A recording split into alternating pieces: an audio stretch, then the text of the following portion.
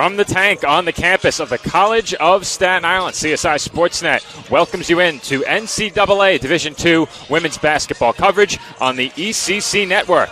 In today's conference matchup, the College of Staten Island Dolphins host the DeUville University Saints. Good morning, everybody. My name is Joe Foreman, alongside my broadcast partners, Nick Durst, and our engineer today, Nick Bavona.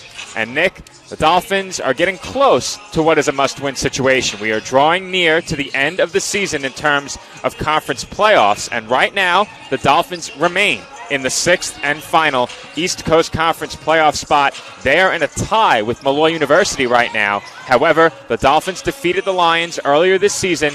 They hold the tiebreaker. That being said, the Dolphins are really in need of a big conference win here today. Absolutely, Joe. It's going to be a super Sunday here in the tank. And it's not going to be easy for the Dolphins because the Saints have come marching in here, and they're doing really well in conference play, 7-4. So it's not going to be an easy matchup for the Dolphins. They dropped the game Friday night, so looking to come up here with a split this weekend in what pretty much is a must-win game, if you ask me. Well, Nick, the Dolphins met this DeUville team back on February 2nd. Not a bad start for the Dolphins in that game. They were trading blows with DeUville early on. However, that game really got away after halftime. Yeah, 5-point deficit the Dolphins had going into that first half. But unfortunately for CSI, what did them in was a 26-11 scoring in the third quarter where the Saints took over the game. They would ultimately win that one by the final of 81-54. And we kind of a similar scenario against Damon where the Dolphins got off to a slow start and gave up a lot of points in one quarter. And that's ultimately what did the Dolphins in that game. That's what happened the last time these two teams met in the third quarter in the matchup just 9 days ago. And you mentioned it, the Dolphins pretty much are near must-win scenario down the stretch of the season. That game against Malloy on Senior Day could be a winning-in scenario for both of those teams, but still a lot of ways to go with the rest of the regular season. And this is, of course, the McDonald's pregame show. McDonald's bringing you our pregame show each and every CSI Dolphins home game here on the ECC Network. But, Nick, you said it, the Dolphins in desperate need of a conference win. And that game against Malloy that is looming, sure to be a big one. The Dolphins do have some breathing room entering that game. If CSI goes into that game within one game of the Lions in the standings, the Dolphins can then tie Malloy in the standings with a win and secure a tiebreaker over Malloy when it comes down to playoff seeding. But putting playoff scenarios aside for a minute, Nick Durst, the Dolphins need to put together 4 good quarters of basketball. That's been a big challenge for them this year. We've seen them play extremely well at times for 2 or 3 quarters in a game, but it's been that one stretch during a game of about 5 to 10 minutes where they've struggled that's really hurt them. They get Jenelise Alarcon back today after she missed CSI's last game on Friday. That certainly should help. Yeah, absolutely. It really helps to be able to insert the best player in the conference, from my opinion, back on the court. Certainly missed her greatly on Friday night. She'll be back in here this afternoon, and she, of course, is a major difference maker, leading the team, as always, in scoring and rebounding. And she's going to be fired up to play today. Obviously wasn't thrilled that she had to miss the game Friday night, but health comes first. But she's looking healthy right now in warm-ups, and she's rearing and ready to go. And hopefully for the Dolphins, she's able to make a major impact not only in this game, but the remaining games down the stretch here. Well, Jenelise Alarcon averaging 11.3 points and 7.2 rebounds per game. But Nick Bavona, her impact on this Dolphins team extends far beyond the stat sheet. How does the CSI offense and defense change when Jenelise is on the floor? I think you saw in that last game against Damon, without Alarcon in the game, the Dolphins tried to go inside the paint most of the time, and they just didn't have that inside the paint presence that they usually have when Alarcon's in the game. The last time these two teams met, Alarcon led the team with 13 points, and she does provide that spark on both sides of the ball for CSI. Now tonight you get her back, have an opportunity to pull off a win against a DeUville squad that is one of the top teams right now in terms of conference standings-wise in the ECC. And on the DeUville side, Anna Jankovic, a big part of what DeUville does on the offensive side of the ball. She averages 14 points and nearly 7 rebounds per game. And despite the result in CSI's last game against DeUville, they did do a good job in slowing Jankovic down. Just 4 of 12 from the field for her. She scored 11 points. On the other side of things, Brianne Moxley scored 25. Nick, what do the Dolphins need to do defensively to make sure they don't see an effort like they had against DeUville last time out where they allowed 81 points? Well, I think as funny as it sounds here, Joe, I think it actually is going to come down to if they're able to, on offense, not turn the ball over, because they were turning the ball over a lot last game, which led to easy offense by the opposition. So if they can clean up their game offensively, it's going to help. But also defensively, what's really going to help, obviously, is having Jenelise Alarcon back down low. She's able to defend some of these players on D'Youville, which have major height, including Jankovic, who has the same height as her, 5'9". And this is just a really tall team for D'Youville. Coastal area, she's 5'9" as well. Blair Elliott, she's 6 foot. So the big three there, along with Moxley, the four of them, all were 5'9". Definitely going to be difficult for the Dolphins, but they need to utilize their height as well between Alarcon and Rose. We saw Moore get some minutes in the last game off the bench to just clog up the lane, so that's going to be key here on this one. Well, Nick, you spoke about the matchup between CSI and D'Youville last week, a bit earlier in the pregame show, and something that really stood out to me in that game, the Saints only turned the ball over 7 times. The Dolphins need to try and find a way to generate some defense that leads to offense. And we saw that against Damon on Friday. CSI really struggled to score early in that game. However, they started to force some turnovers, started to get some stops, and that really jump-started things for them offensively.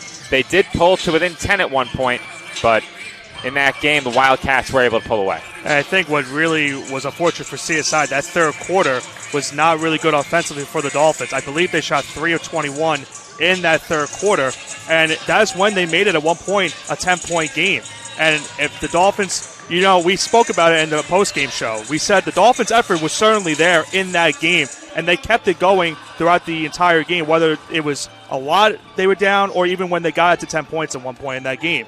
But the shots just were not falling for CSI in that one. And the last time that these two teams met, you mentioned it, the 7 turnovers for D'Youville. The Dolphins had 16, so losing that turnover battle doesn't help. But also not winning the rebounding battle doesn't help either. Dolphins were rebounded by 12 rebounds in that game. They'll need a good rebounding game tonight if they're going to have a chance to win. And Nick, obviously we mentioned it already, Jenelise Alarcon back on the floor for the Dolphins. On Friday night against Damon, CSI had quarters where they scored in single digits twice. 9 points and 8 points. Offensively for the Dolphins, only one player scoring in double figures. That was Noemi Masinge, and she was just 3 of 9 from the field. With the return of Jenelise Alarcon to the lineup, who can we look out for to perhaps step up alongside her offensively? Who benefits from her presence out there for the Dolphins? Well, typically having Alarcon in there is going to benefit the three-point shooters, because when she gets the ball, she's going to be double, triple teamed in the paint. Look for her to kick it out to a Phelan, to an Ashley Lambert, and have them shooting threes. But I really liked what I saw in the last game from Noemi Masinge, where she really had to be the leading scorer because she's got such a great move to the basket, be able to get there. So I want to see if she's able to continue that success she had in that game, getting to the hoop, because there should be some room there for her to drive with Alarcon down there, commanding the double team, get her to the basket, and she can either take the shot. If it's not there, maybe Alarcon's got a good chance to rebound, or if she can kick it out as well. So look for Masinge in this one, as well as Lambert and Phelan to benefit from Alarcon being back in the lineup. And taking a look at the team numbers for D'Youville as a team, they shoot right around 38% from the field and 29% from downtown. However, opponents this year shooting nearly 42% from the field against them and 36% from beyond the arc. How can the Dolphins perhaps look to get on track offensively and exploit a D'Youville defense that has allowed solid shooting so far this year? I think when you look at the last game these two teams met, the Dolphins in the first half did a pretty good job of shooting wise. 43% in the first quarter, then 42% in that second quarter. Ultimately, for the Dolphins, that second half is where things went haywire for them. 28% in the third quarter, then 38% in the fourth quarter. And by the time that they got those shots up, it was a little too late for CSI. Then you saw in their last game against Damon, I mentioned a bad third quarter did them in that game. They were not able to get back from the deficit that they got in earlier, and they ultimately lost that game. The issue for CSI, I think, on the defensive side is how D'Youville did on their offensive side in the second half.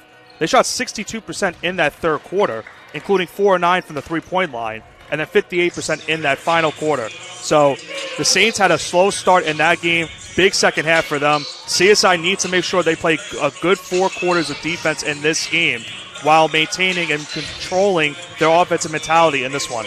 And you said it, Nick. In that game, Deauville offensively had 3 great quarters, 1 not-so-good quarter in the second, but they were able to overcome that. We've seen the Dolphins forced to overcome that kind of adversity in the form of a bad quarter time and time again this year. If they can avoid that 1 quarter that really puts them in a hole, they should be able to remain close. They have the advantage of playing on their home floor today. That being said, both of these teams played on Friday night, so a short turnaround. We don't see it very often during a season here at home. In fact, we see it just once each year when the Buffalo teams come down to Staten Island, where the Dolphins play games on Friday and Sunday. Of course, it is a big Sunday in the world of sports. It is Super Bowl Sunday, and we'll talk a bit more about that later in the broadcast. But that wraps up the McDonald's pregame show. On the other side of this break, the introduction of starting lineups ahead of this matchup between the College of Staten Island and Deauville University.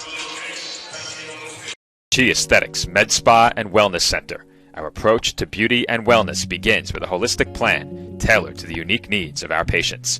When we consult with patients, we let them tell us what their problem is. We don't tell them what the issue is. We find out what they're looking for, and we discuss, and then we give them options. If you're looking to achieve radiant skin, you've come to the right place. We offer hydrofacials, microneedling, Opus Plasma, peels, facial and laser treatments, laser hair removal, body sculpting, fat freezing, hormone replacement therapy, Botox, IV drip therapy, and more. We are open Monday through Saturday and are located at 720 Forest Avenue, Staten Island, New York, 10310. We hope to see you soon. Visit our website at www.chiaesthetics.com for more information. And we are back from the tank here on CSI Sportsnet, just moments away from tip-off in this NCAA Division II Women's Basketball Conference matchup. It is now time for the Chi Aesthetics Med Spa and Wellness Center starting lineups. And with those starters, my broadcast partner, Nick Durst. All right, Joe, first for the Deauville University Saints. Number 2, the sophomore guard, Isabella Coastal Larriere. Number 3, the junior point guard, Stella Malika. Number 10, the junior guard, a 5'9", Anna Jankovic. Number 13, the graduate guard at 5'9", Brianne Moxley. And number 21, the junior forward at 6 foot, Jalen Lear Elliott. The head coach is Allie Bauman. Allie Bowman is the head coach for them. The head coach for the Dolphins, the College of Staten Island, is the coach Nicole Sarcone. And now for their starting lineup today, number 2, the senior guard from Staten Island, New York, Ashley Lambert. Number 4, the junior guard from Brooklyn, New York, Kaya Johnson. Number 3, the junior forward from Mozambique, Noemia Masinge. Number 10, the sophomore guard from Tappan, New York, Dana Phelan. And number 13, the junior forward from Troy, New York, Janelise Alarcon. Dolphins sporting their black uniforms today, and I was told to expect to see more of those uniforms down the stretch run of this season. First time ever, I think, that the women are wearing the black uniforms at home. At least this season. I don't know. They didn't have the black uniforms. If they have worn them in years. a game we've covered, it was one time. Not this season, I don't think. Nonetheless, Deauville in their gray uniforms. Big game for the Dolphins. Deauville right now comfortably in an East Coast Conference playoff spot. They become that much more comfortable with a win in this game. The Dolphins looking to put themselves, for now, a half game ahead of Malloy University. Effectively, it will be a 1.5 game lead over the Lions. And think about this, guys. With the standings the way they are right now, this could be, if things go right for both of these teams, this could be a potential playoff preview right here tonight.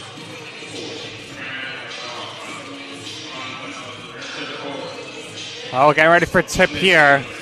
Alarcon and Lear Elliott to tip off.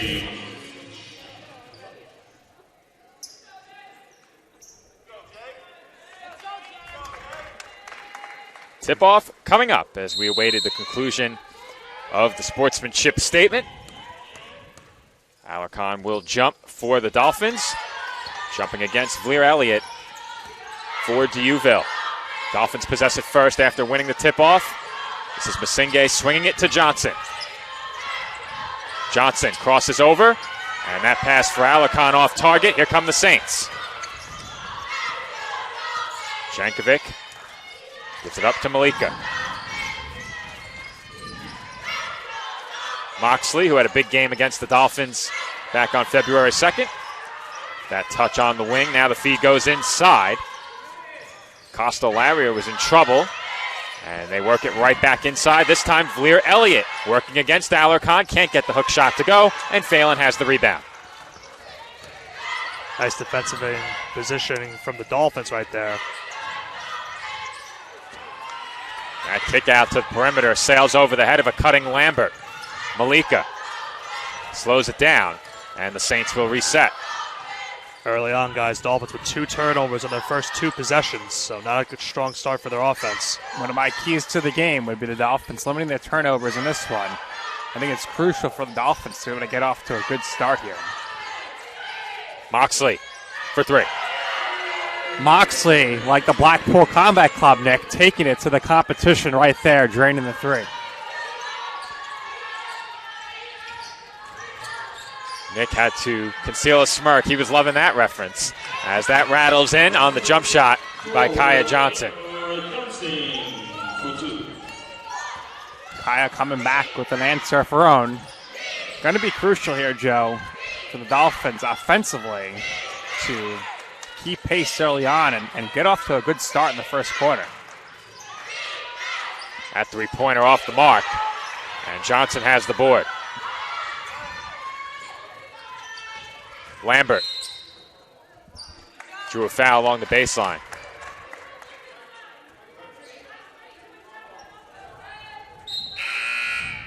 I believe the foul is called on Vlier Elliott, so that'll be her first.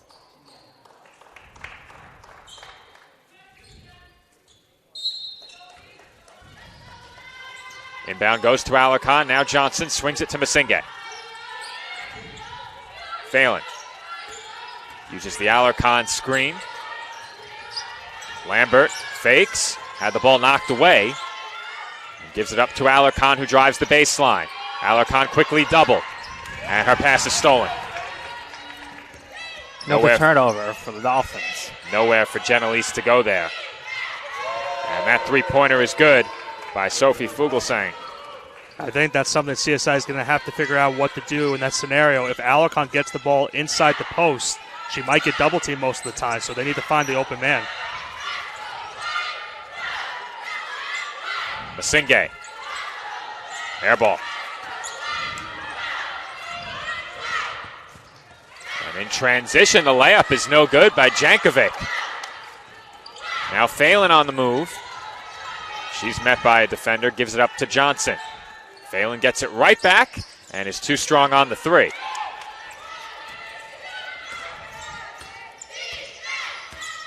Dolphins open the game 1 of 3 from the field, 3 turnovers.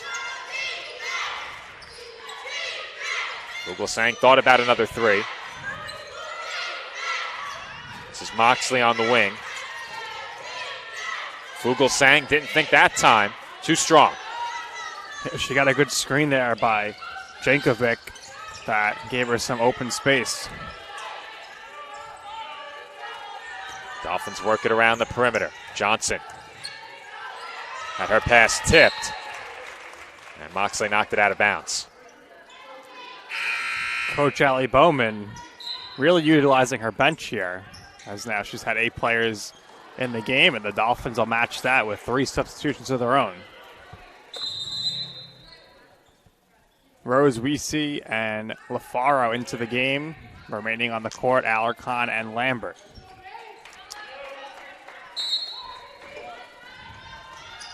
Our main camera feed cut briefly. That should return momentarily. For now, we are operating our alternate camera until the main feed comes back online.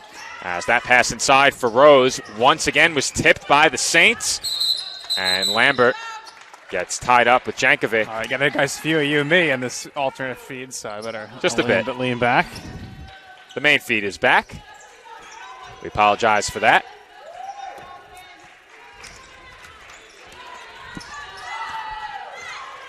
Dolphins trail 6-2, just over 4 minutes gone by in this first quarter. Kick out goes to the corner, and that's an air ball on the attempt by Jankovic. Here come the Dolphins. Rose was contacted well beyond the arc, had to give it up to Weesey.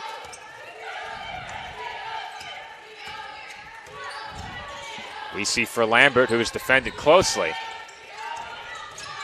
And Lambert's floater is good off the window, but an offensive foul is called. Unfortunate for the Dolphins there, but a great job to set your feet, if you're D'Youville, to negate the basket.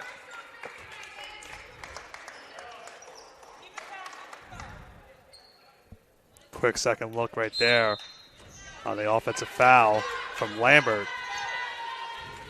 As you said, Nick, tough break right there for CSI.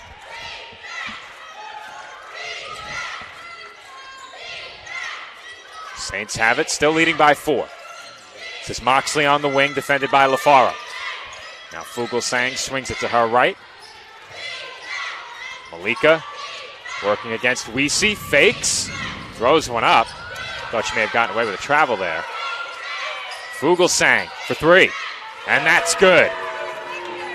Not much of an answer for Fuglsang early on in this one. 2 3-pointers for her already off the bench.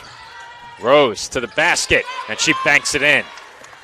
Dolphins break the scoring drought there with Rose's strong move to the hoop. Strong move to the rim by Kyra Rose. Dolphins trail 9-4. Sean Caterino swings it to the right.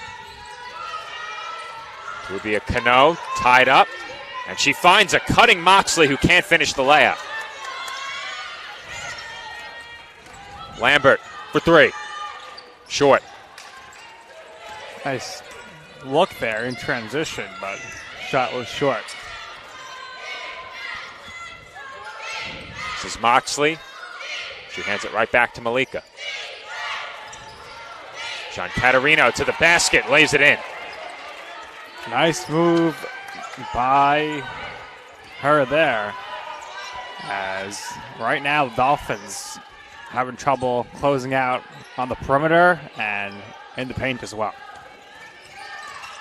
Lambert stifled at the basket, and here come the Saints. It's a lot of hype for this Saints team.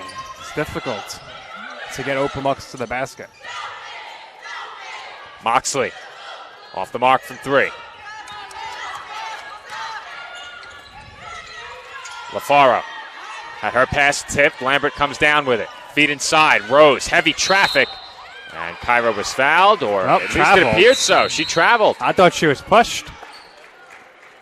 I think it may have been incidental tripping in that situation. Everyone trying to play the ball. And with 3:20 on the clock in this first quarter, we will head to a media timeout. The score, D'Youville 11, Staten Island 4.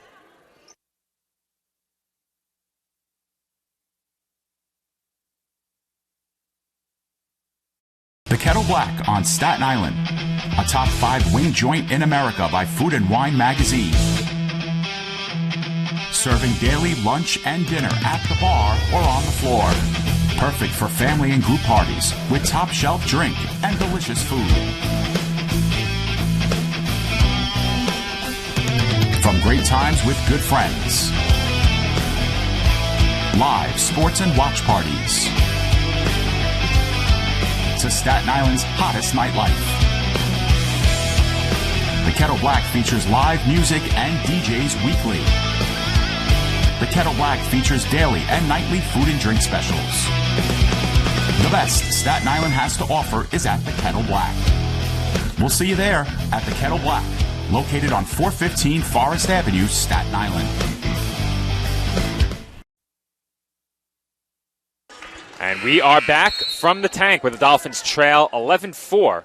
3:20 on the clock in the opening quarter. Now, this is Joe Foreman alongside Nick Durst. We had to send Nick Bavona across the way to the main scorer's table. His assistance is needed over at the public address desk.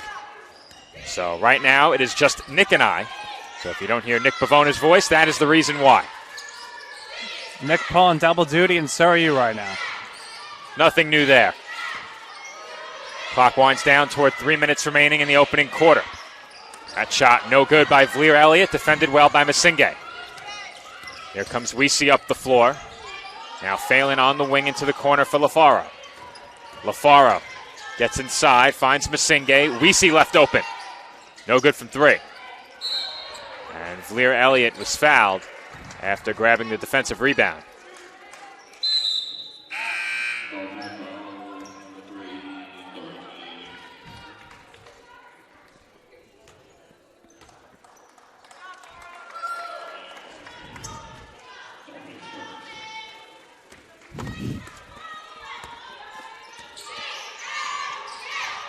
Malika swings it. Now the feed goes inside, but an offensive foul was called as Vlier Elliott pushed off. Third foul there. So 11-4 game right now. Big story early on here, Joe. Dolphins 6 turnovers, Saints 0.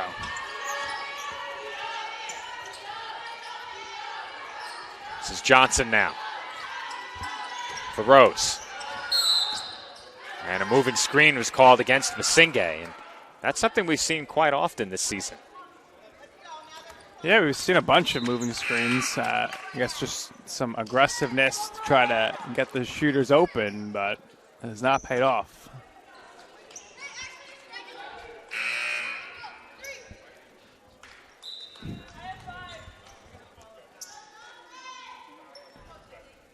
Maddie Haggett into the game now. Out there, Phelan, Johnson, Alarcon, and Rose.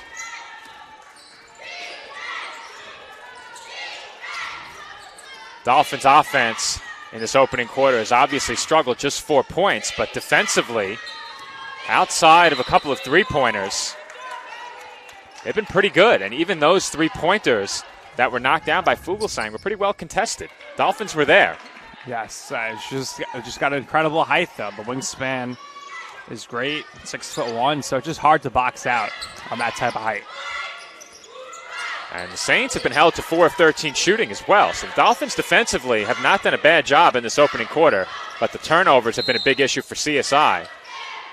As Madison Haggett drew a foul along the baseline on that attempted drive. Yeah, 4 steals for the Saints, none for the Dolphins.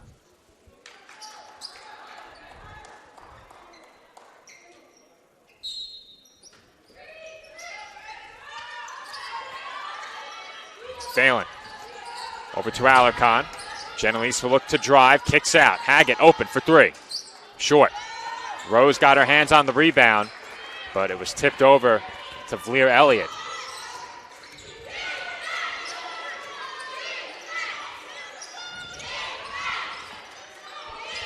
Costa-Larrier kicks out. Moxley on the wing now, defended by Rose.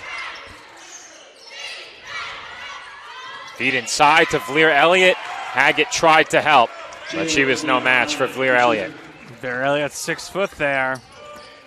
Tough to defend. And the Dolphins turn it over yet again.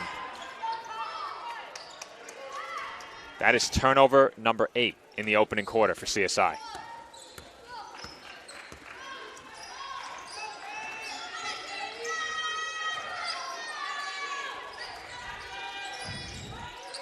Moxley on the wing. Up top, Costa-Larrier swings it. Left side, Jankovic back out to Vlier Elliott. Now Moxley, 8 to shoot. That's a deep 2-pointer by Moxley on the step back, no good, but Vlier Elliott has the rebound, and she traveled. Good job there by the Dolphins to drape all over her defensively, forcing her into the travel. Fuglsang back in the game now for D'Youville, so I'm sure she'll be looking to shoot some threes, as she has so far in this first half, making 2 of them. Leads the team in points with 6. Only Johnson and Rose have scored for the Dolphins, 2 points each. Rose gets it to go off the front rim. Rose with her second bucket, the Dolphins within 7.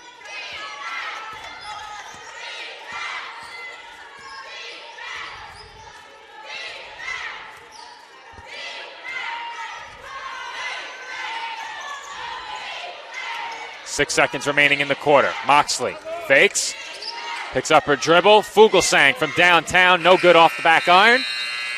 And that'll do it for the opening quarter. Our score after one, Deauville 13, Staten Island 6.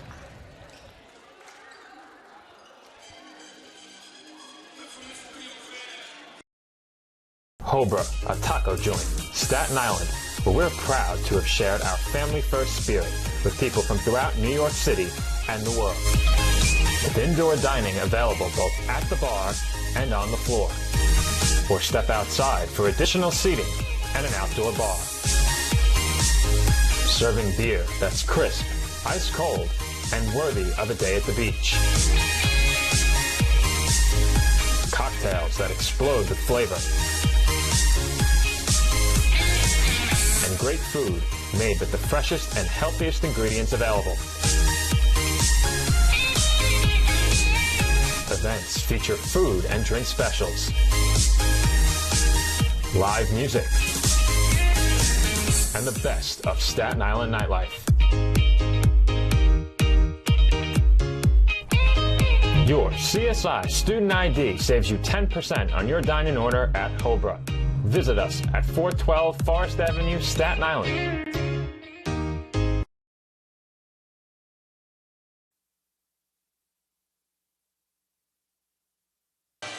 Start of the second quarter from the tank, and the Dolphins trail 13-6 after one. Dolphins defensively held the Saints to 5 of 16 from the floor. However, CSI turned it over 8 times in the opening quarter, and they'll look to clean that up here in the second.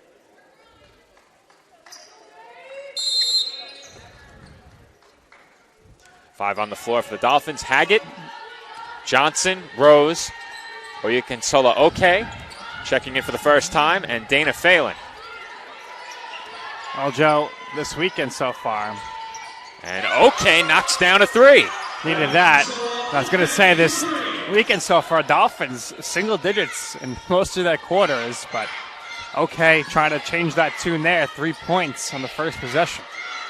Very often for the Dolphins, it's one bad quarter. And I think a positive to take away from the first, despite a very poor quarter, they only trailed by 7 after one. Defensively, they played well. This is Malika, and she draws a foul. Only down 4 now. So continue the good defense to start getting more of those threes falling, like okay right there. And get Alarcon involved here, Joe. Surprisingly, not one shot attempt in the first quarter from Jenelise Alarcon. And that is a bit surprising, but we said it during the pregame.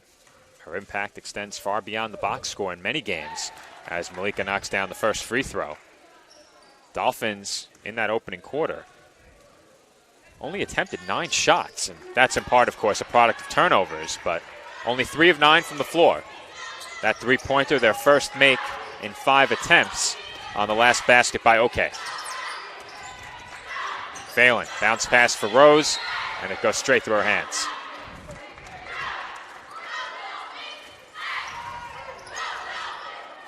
That's 9 turnovers for the Dolphins now. If they simply cleaned up the turnovers, it's very likely they're a bit closer, if not even in this game, as that shot won't go on the inside. And the Dolphins will take possession.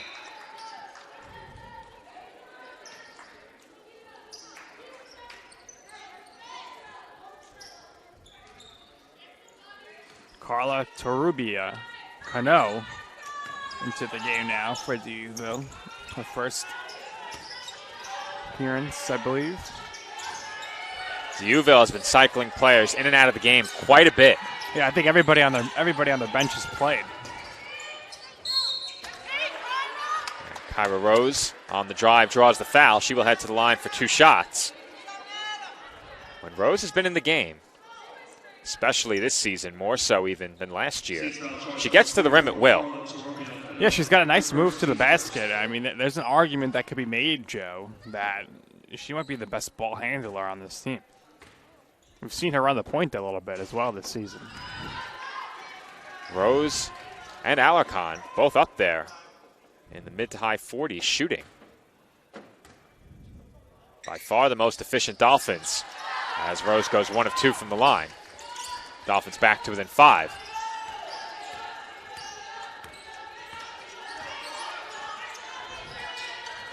Malika uses the screen, fakes, kicks out to Moxley.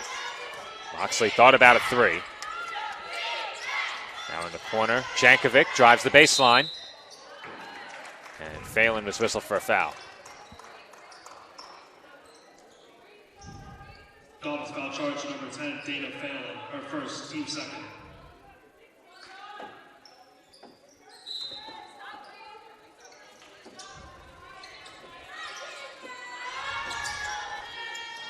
Jankovic tries to drive again and draws a foul again before the shot. Dolphins foul charge number 10, Dana Phelan, her second, team's third. 3 fouls in less than 2 minutes in this quarter for the Dolphins.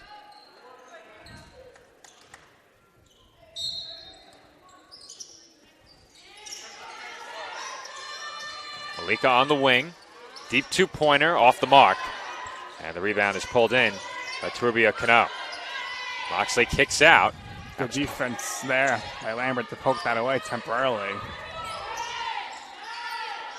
8 to shoot. And Moxley's 3 is off. Saints now 3 of 8 from beyond the arc. Lambert is fouled. Saints foul charge number 13, Graham Moxley, her first, team's third. Correction, second team foul. Lambert will inbound. She uses the Rose screen, kicks out to Johnson. And Johnson traveled. Well, Joe, you got to wonder if there's any fatigue here as far as what this team's doing playing here after playing Friday, but just not much flow to this game so far early on. Just a lot of stop and go, a lot of whistles. Nobody really going on any major runs early on here. It's been a sloppy start, no question. Fuglsang off glass and in. And the Dolphins, unless they're traveling to Buffalo, do not play on Friday and Sunday at any other point during the season. However, their originally scheduled game on the road against D'Youville was postponed. They made a special trip last Friday to get that game in, as Lambert's 3 is off. So this unfamiliar territory for this Dolphins team this year, as Rose intercepts that pass, goes around the back, crosses over, and anticipating a whistle, Kyra stopped. So what's the call? No basket. She was waiting to be called for an offensive foul, and I don't know. She kind of stopped. All right, so foul on D'Youville. Now, Joe, you're more on the know about the ECC scheduling with your day job here, but did the Saints play a different team on Friday They down did. here? Okay, so that's They played how they UDC. do it. UDC. So they make the long trip all the way down to UDC, and then on their way back home, they'll stop here. So Damon, I'm guessing, is playing UDC today. If they played here Friday. We'd have to consult the conference website, but I can get you that information in just a minute. I would figure you would do the Stack College of Staten Island trip would make the most sense. They're geographically closest, but A lot of the time, the teams will come down and play Queens and CSI. that makes sense too. But there are plenty of teams down here to play. Mercy also in the area. So you'd figure one trip to play maybe Mercy and Queens, another to play CSI and UDC. Malloy also not far. And Malloy, Stack, I mean, everyone's pretty close down here other than the 2 Buffalo teams, I guess. UDC is probably the furthest from here. This is Lambert with 12 to shoot, and she draws a foul. You made the trip to UDC last year. You were correct, Nick. Damon at UDC today. Yes, I did. And we spoke about it during the last broadcast. The Dolphins could be headed there again. You might be going back. I will not be going back. I'll be in Florida. Quick flight straight into Virginia. The game, if it was a night game, that might actually work. You Marquise had a nice Marquise, our content coordinator out here, had a nice drive down to UDC. About a 3-hour road trip last year. Traveled in the night before the game and returned the night of the game the next day. There are certainly a lot of scenarios that could play out during the ECC playoffs, and throwing a wrench into that situation is the fact that baseball and softball will be underway with home games by that time. We did not have that last year. By the time the Dolphins had advanced to the conference semifinals and were in Buffalo, baseball was hosting their opener. Yeah, we were watching the basketball game while calling the baseball game last year. The lead for D'Youville remains 5. Low-scoring game thus far, as that shot won't go by Jean Caterino. Feed inside, Alarcon, kick out Johnson. Johnson finds an open LaFaro. Splash. Well, that was great ball movement there. Alarcon doubled up, kicks to Johnson, who kicks it to LaFaro in the corner. And just like that, Joe, a 2-point game. Timeout, Saints. And the Saints will call a timeout as we will send you to break with one more look at that last Dolphins three-pointer. Great ball movement. Alarcon draws some extra attention. Johnson had the defense collapse on her, and LaFaro is left open, the beneficiary, in the corner for 3. We head to break. 5:16 to go until halftime. The Dolphins trail by 2.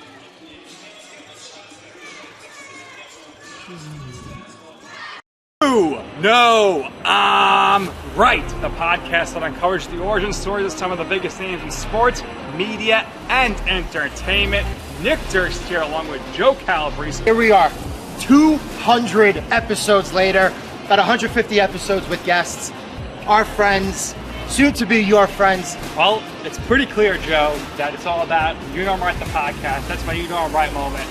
Wanted to do a podcast, and everyone was like, what are you, crazy? Who's going to listen? You're not going to get guests. Well, guess what? I'm the best when it comes to getting guests. You could vouch for that. I am so happy that you asked me to do this. I couldn't have been more thrilled. And follow us on socials, check us out. I promise you, if you want to work in media, whether you work in media now, whether you want to quit your job and work in media, come to us, and I promise you, we will get you on the right foot. That's what it's all about, uncovering the origin stories of some of the biggest names in sports, media, and entertainment. Keep it locked on You Know I'm Right.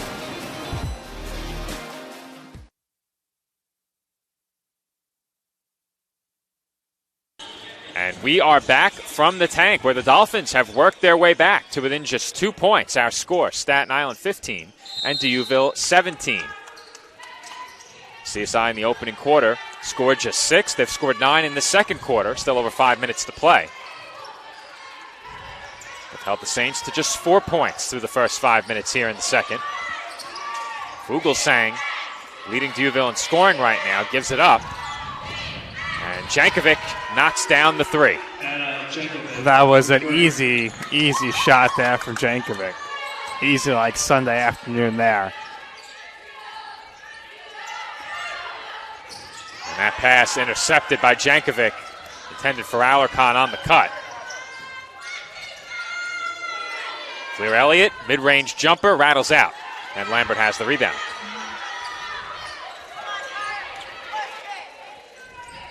LaFaro for 3. Bit too strong, but Alarcon has the rebound. Ball just seems to find Alarcon, doesn't it, off the glass? Sure does. Sure does. Johnson finds her there on the entry pass, and Genelise was fouled. Genelise growing frustrated with the fact that she keeps getting double or triple team. Unable to get a shot off so far in this game, but she'll go to the free throw line here looking for her first points this afternoon. I'm sure she's used to it. Each and every game, the defense swarms around her in the middle, and oftentimes it's left up to the shooters to knock down the shots the Dolphins need to win. Absolutely. Now, looking at Genelise's hand here, Joe, looks like her middle and ring finger are taped together on her shooting hand. So we'll see if that impacts anything shooting-wise for her. That was the case the other night as well. I noticed that on the bench. The tape around the wrist appears to be added from what we saw on Friday. But didn't want to speculate any further on Friday. Now that she's on the floor, you can clearly see the taped fingers. If you recall, Chris Velasquez with Pinky. the braced pinky last year had one of his best games of his career. Yeah, then he just kept the pinky taped the rest of the season. That was Jankovic with that last two-pointer. And now she comes away with another steal. And another easy two. Timeout Dolphins. First true run of the game here as D'Youville has come out the last few minutes here and now has a 24-16 lead. Dolphins pulled to within 2. D'Youville quickly responds with a run of their own. They now lead by 8. Our score, D'Youville 24, Staten Island 16. My path to a college degree would have been completely different had I not run Division II cross country for the University of Mount Olive. Having an athletic and academic scholarship was key for my success. Our coaches were really helpful with balancing out my academics and athletics. I decided to attend graduate school because I wanted to become an athletic director. Receiving the postgraduate scholarship through the NCAA provided me with the flexibility to choose the school that I wanted. So now I know that I can accomplish any goal that I set for myself.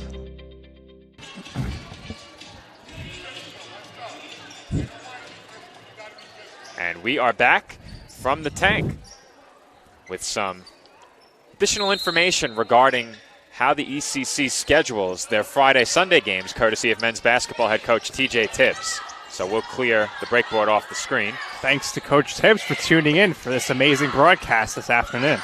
I'm still getting accustomed to double duty as engineer and play-by-play. We'll get there. We'll have Nick back for game 2.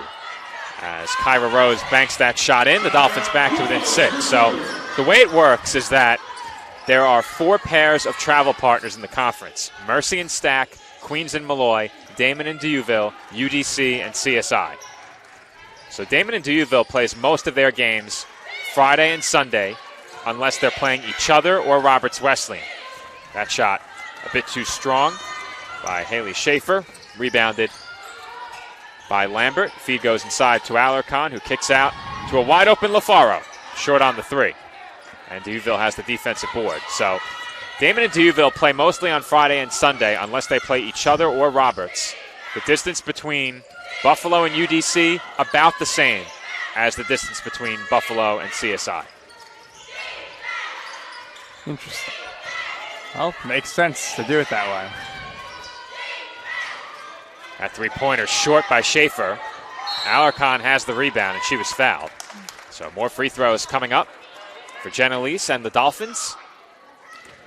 Dolphins will take that as they're in their backcourt. Alarcon gets fouled, and now they got a chance for some points here. 2 minutes and 12 seconds left. And despite the fact that the Dolphins have turned the ball over 13 times and are shooting 6 of 15, only 2 for 9 from the three-point range, they are right in this one. The free throw by Alarcon, no good. The Dolphins now 4 of 7 from the stripe. The Saints have attempted just 2 free throws. D'Youville 9 of 28 from the field to start as well. And Alarcon does 1 of 2. So the Dolphins right now keeping within striking distance in part from the free throw line, but their defense in this first half has been strong. They've only forced 4 turnovers, but D'Youville is not shooting well. Dolphins with the rebound advantage, 15-11. That doesn't hurt either. And the Dolphins outsized, generally speaking, as Fuglsang scores again. 10 for 29 from the field is D'Youville in this one. Fuglsang now in double figures with 10. She leads the Saints in scoring. 4 of 6 from the floor, 2 of 4 from downtown. LaFaro, bounce pass for Rose. And Rose powers her way to the rim and banks it in. Well, we've seen that Rose has no issue creating her own shot going to the rim.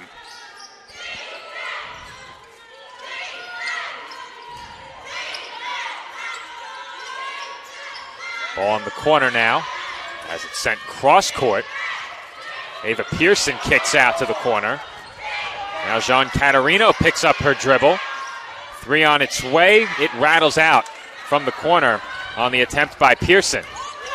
A lot of new faces to learn for D'Youville as they continue to shuffle players in and out, and Kyra Rose continues to score for the Dolphins. She now leads the game in scoring with 11. Yeah, 5 for 5 from the field. It's a great job for her. Dolphins within 3 now, under a minute to go in the first half. That three-pointer way off on the attempt by Costal Larrier. And Rose tips that pass for the corner. As the Dolphins now a bit energized with that last make by Rose. She's had herself a very nice game thus far. 3-point game, 40 seconds left in the first half. I think the Dolphins coaching staff would sign up for this after the way they started the game. We said it. Dolphins' objective, always, of course, is to put together 4 strong quarters, but they stayed close after a tough first. The resilience of this team on full display yet again as Jankovic hopes to slow the momentum CSI built just a bit with that last basket.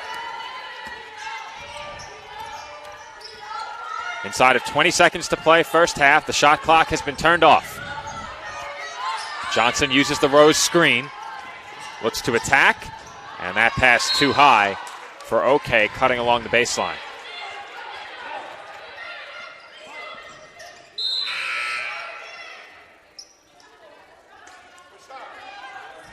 More substitutions here for D'Youville.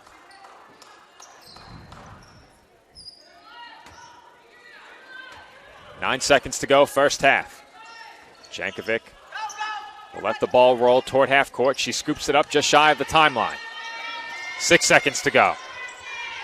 That pass tipped and stolen by the Dolphins as Johnson will not attempt the shot. That'll do it for the first half. Our score at halftime. D'Youville 28, Staten Island 23. It does appear that we are having some video streaming issues at the moment, so we do apologize for that.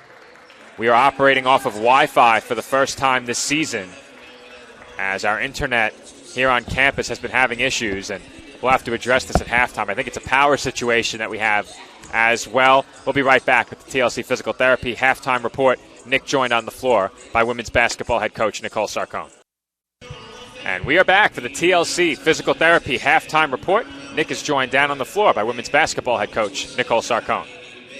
Thanks, Joe. Here, Coach Sarcone. Coach Rose off the bench. Great first half again. Perfect shooting. Talk to us about her performance in the first half. Yeah, I mean, Kyra could do that on any given day, so that's not surprising. What's more concerning is our turnovers and their points from our turnovers. So at the end of the day, the only word I have is turnovers.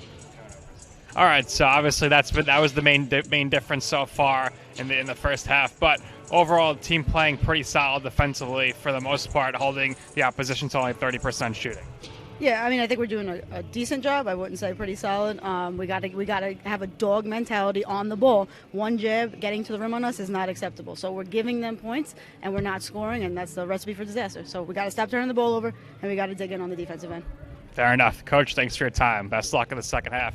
Joe, back over to you at the commentary desk. All right, thank you, Nick. Nicole Sarcone, CSI women's basketball head coach, joining Nick down on the floor, wants the team to clean up the turnovers and play with more tenacity on the defensive side. We'll see if her team can do that in the second half as we head to our halftime break. Our score at halftime, Staten Island 23, D'Youville 28.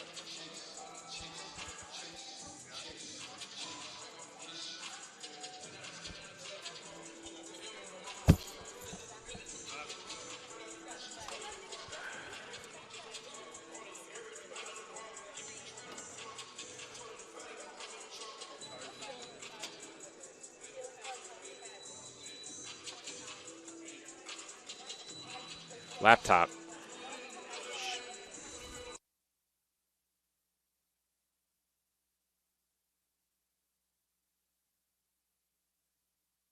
It has given me and the purpose I have found along the way. Basketball taught me that success doesn't require perfection. Rather, I should pursue excellence in everything that I do. Basketball has led me on a journey where I've accumulated numerous life lessons to value relationships, practice integrity, and demonstrate commitment. I've learned to welcome mistakes and not only accept adversity, but embrace it. It has the unique effect of eliciting talents in someone which would have otherwise lain dormant. It is something that builds character, an element that is essential to a player's growth and development. You sometimes wonder if all the mornings and late nights are really worth it. Then you look to your left and right, and you see your teammates beside you, and you know you're not alone. And it's comforting. When you're part of a team, there's a special joy in playing for something bigger than yourself. Basketball taught me how to embrace a community. Like music, it brings people together. When you make contributions to your team, your program, it's a rewarding feeling knowing the impact you have on the larger community when you observe how much it inspires the people around you.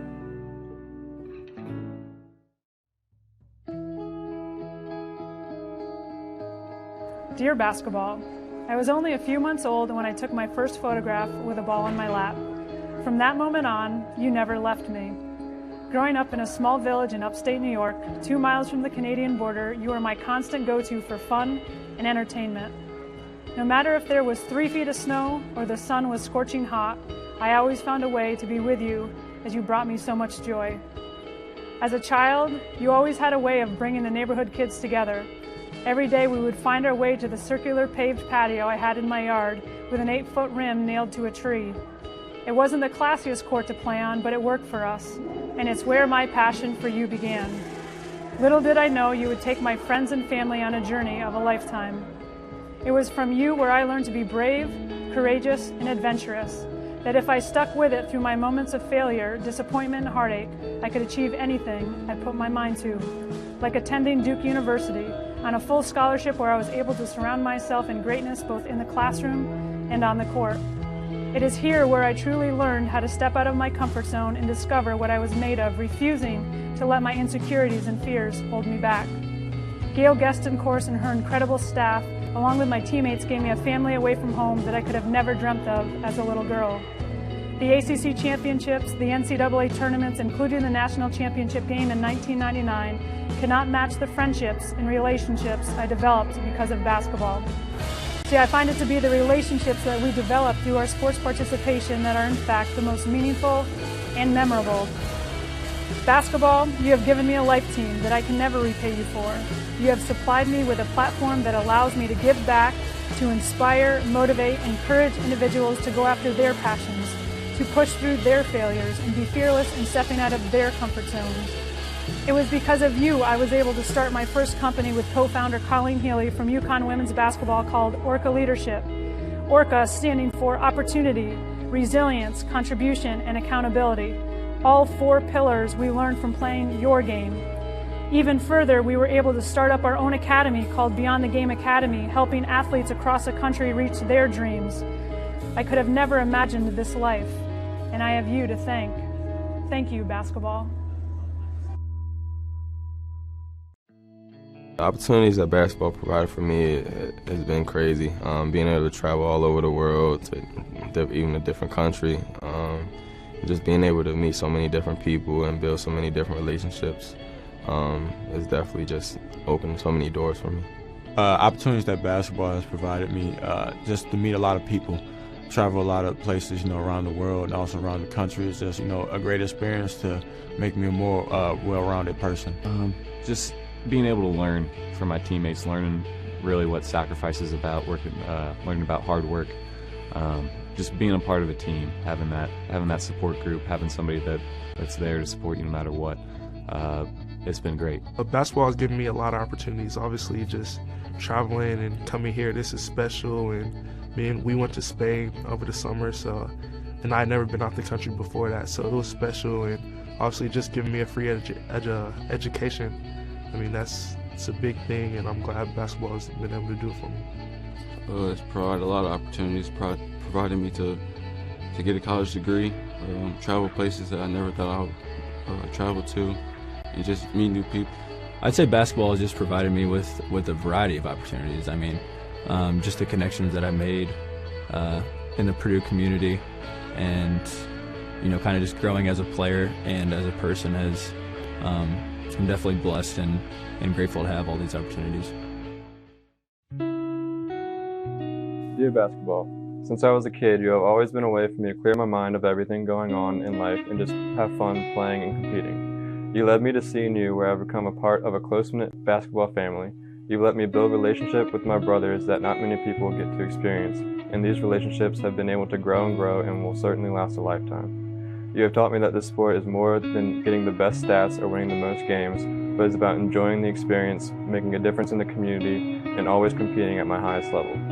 Through great leadership from Coach K and other coaches, you have given me top-of-the-line resources to learn not only about the game, but about life and being a man of integrity and humility. I would not be the person I am today if it wasn't for you, and I am forever grateful for the lessons you have taught me and the memories that I will have for the rest of my life. College basketball has provided me with a platform to not only have fun on the court and be around some amazing teammates, but also kind of supplement academics with just another side of the Notre Dame experience, because sports are such an important part of the tradition there, and being a part of the Notre Dame sports tradition in any way is just an incredible honor. It's amazing. I mean, just being here all week, there's just so much recognition for such an amazing sport and such amazing teams that are here, and to be a part of that in any small way is just incredible, and I'm so lucky to be here. Just the value of determination, perseverance, and self-confidence in getting where you want to go in life. I've definitely learned a lot being around a team of such strong, inspiring women, and I can only hope to emulate their talent on the basketball court and other parts of my life. I'm a computer science major in Notre Dame's College of Engineering, and I was really drawn to it because I've always kind of loved math and science, and it's a really fun way to apply problem-solving skills to different situations, especially in today's day and age where technology is becoming such an integral part of society. Just figuring out different ways I can contribute to that, I'm really excited to see where it'll take me in the future.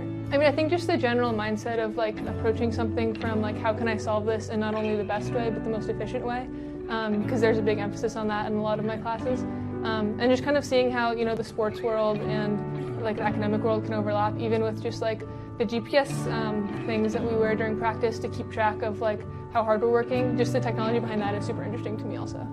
When I first came to campus, I was hoping to get involved in the women's basketball program in some way, and I applied to be a manager, and I thought that would be an awesome opportunity, super excited. And then I got an email about walk-on tryouts. I'm like, oh, this would be a great way to go meet other girls to play pickup with. I had no idea it would lead to any of this, trust me, but I'm so glad it has. And after that, that's how I met some of the women's basketball people and how I got connected to be a team manager for the program. So I started doing that first semester of my freshman year, and then, as you probably know the story, last year with the 4 ACL tears, they just needed another practice player kind of thing. So I turned from a manager to a walk-on and got the opportunity to go in some games, just help the team out any way I could, and that was an incredible ride, obviously ending with the championship last season, which was amazing.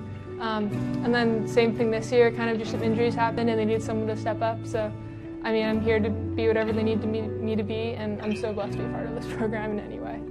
Kind of going between the manager and walk-on role, I mean, it is a different type of thing I'm doing, but it's still being around the same girls every day and just being around the team. And for me, that was such a valuable thing. And again, I guess my passion for basketball and how much I just love the sport kind of made that seem easy. Not really something I thought about a ton, just because every day it wasn't about what I could do. It was just about kind of getting out and playing the game I love every day and just being around it in any way. Basketball has given me everything in my life. It's given me a chance to get a college education.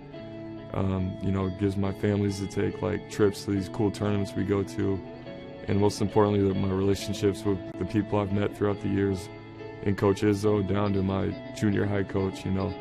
It's provided me with great relationships with teammates and guys that I'll be talking to for the rest of my life. Basketball has provided me with just obviously the education portion of it is huge, and also just the relationships I was able to build with my teammates, guys on different teams that go to my school, like the football team and the soccer team. There's also just the relationships that I'm able to build outside of, athletics, and I believe that's huge, just being able to go and meet new people, especially at a big university like Ohio State, and just kind of get your network around and just see the way different people think and react to things. I'd say basketball provided me with, the opportunity just to be around good people and meet people that can help me in life and give me a free education and be able to somewhat set myself up for a better life. It has offered me opportunity to go to college, to leave my hometown, travel the world, build outstanding relationships and friendships. I'm forever grateful and owe a lot of gratitude to the game of basketball and to God for putting the basketball in my hands. So. Start of the third quarter coming up in just a few moments from the tank. Dolphins trailed by 7 after 1. They trail by 5 at the start of the third quarter. Dolphins scored just 6 points in the first, 17 in the second quarter, but D'Youville late in that second quarter able to extend their lead from 2 to 5 quickly. And that is the lead they will take into quarter number 3.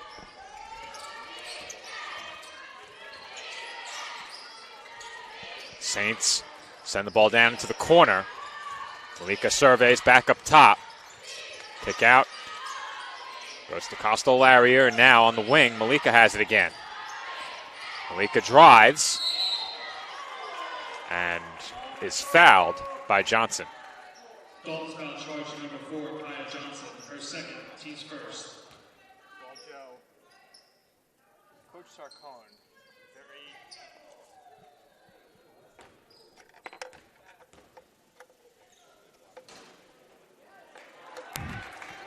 Well, Joe, we heard at the halftime interview with Coach Sarkon.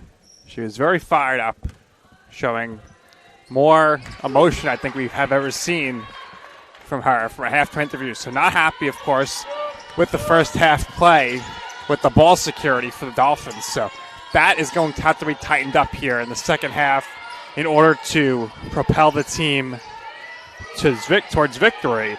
And also, Dolphins need to do a little better from the free throw line as well. 5 for 8 in the first half, which is okay, but leaving 3 points on the board. Off that Lambert miss, the Dolphins do grab the offensive rebound. And Lambert goes up again. That shot was halfway down. Alarcon has the putback, and the Dolphins score for the first time in the third. Her first made basket of the game. She had the free throw early on. And Joe, it just seems like Alarcon, as of late, she's really taking over in the second halves of games. And maybe this is going to be another one, but Stella Malika knocks a shot down there. An orthodox off-balance shot. That last make by Alarcon was also her first shot attempt. That's hard to believe. That's good defense by D'Youville. That three-pointer short, and Alarcon could not rebound her own miss.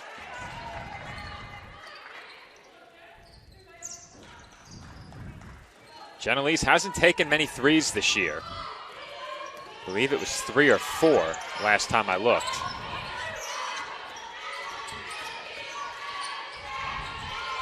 That last attempt, she's 2 of 22 now. So she had made 2, but has attempted now 22 of them. And that shot won't go by Vleer Elliott. Rebound by Johnson. Outlet up to Rose. Rose pulls up and can't connect.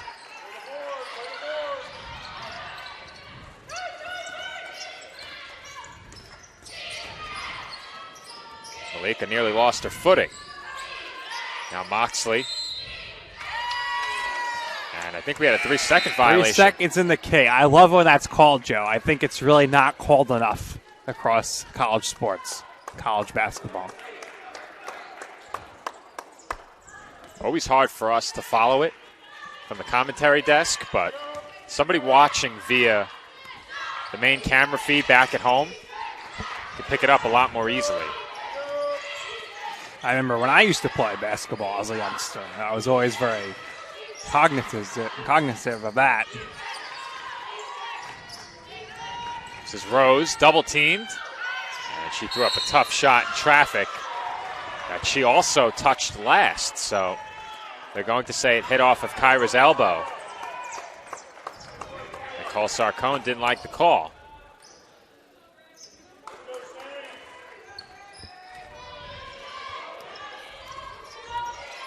Dolphins, second quarter, actually shot 62.5% from the field, but just a lot of points off turnovers for the Saints, which have kept them ahead. That last attempt too strong, and the ball ended up out of bounds. Last touched by D'Youville. 13 points off turnovers in the first half for the Saints, only 2 for the Dolphins. And they do change the call, so it looked like originally that it was ruled Dolphins basketball. Instead, it stays with D'Youville. 15 on the shot clock. Jankovic, defended by Phelan. Kicks out. Malika fakes, goes around the back. Johnson stayed with her, but she's whistled for a foul. Dolphins foul charge number 4, Kaya Johnson, her third, team second. But not only have turnovers plagued the Dolphins, but now they have Kaya Johnson with 3 fouls. 2 other players with 2 fouls as Jankovic is stuffed underneath. Good defense by Phelan and Alarcon. Phelan back up top for Johnson. Now Lambert inside for Alarcon. Alarcon doubled. And that pass was interrupted from behind. It will stay Dolphins basketball as Alarcon heads to the bench. Oyen Consola Oke will check in. Okay, had that big three, her first shot attempt of the game, her only shot attempt of the game. See if she's potentially able to take some more in this one. Dolphins still well within striking distance. It's a 7-point game. They have 5 to shoot here. This is Johnson for OK for 3. And that's good! Okay! Shot clock expiring. Hits the floating 3, and all smiles on OK's face. She was pumped up after that one. OK just got that off ahead of the buzzer. We'll get a second look at it once we have a stoppage in play as the Dolphins force a turnover. Yeah, OK forced the turnover right there. So good possessions for her. Phelan left open, and she knocks it down. It's a 1-point game. Timeout to Uville. Right now, Joe, the threes are free Phelan right now as Dana Phelan knocks down the 3 after the incredible OK 3. As the shot clock is expiring, you'll take a look here at this sequence, but 1-point game now with 5:41 to go. Great comeback here for the Dolphins. This, of course, the turnover that led to the last 3. Like I said, it's been a while since I operated this system, so bear with me, but here's a look at the 3 by Phelan. It's in regular time. It's not a sped-up 3. I figured out how to fix that. As Phelan knocks down the 3, now we'll get a look at the make by OK from downtown, as we'll stay right here through the timeout. Here's a look at the basket by OK. Off balance and shoots it super high. It comes out of the frame, but it goes in. That's all that counts. Just like that, Nick, the Dolphins are back within 1, and we saw this the other day against Damon.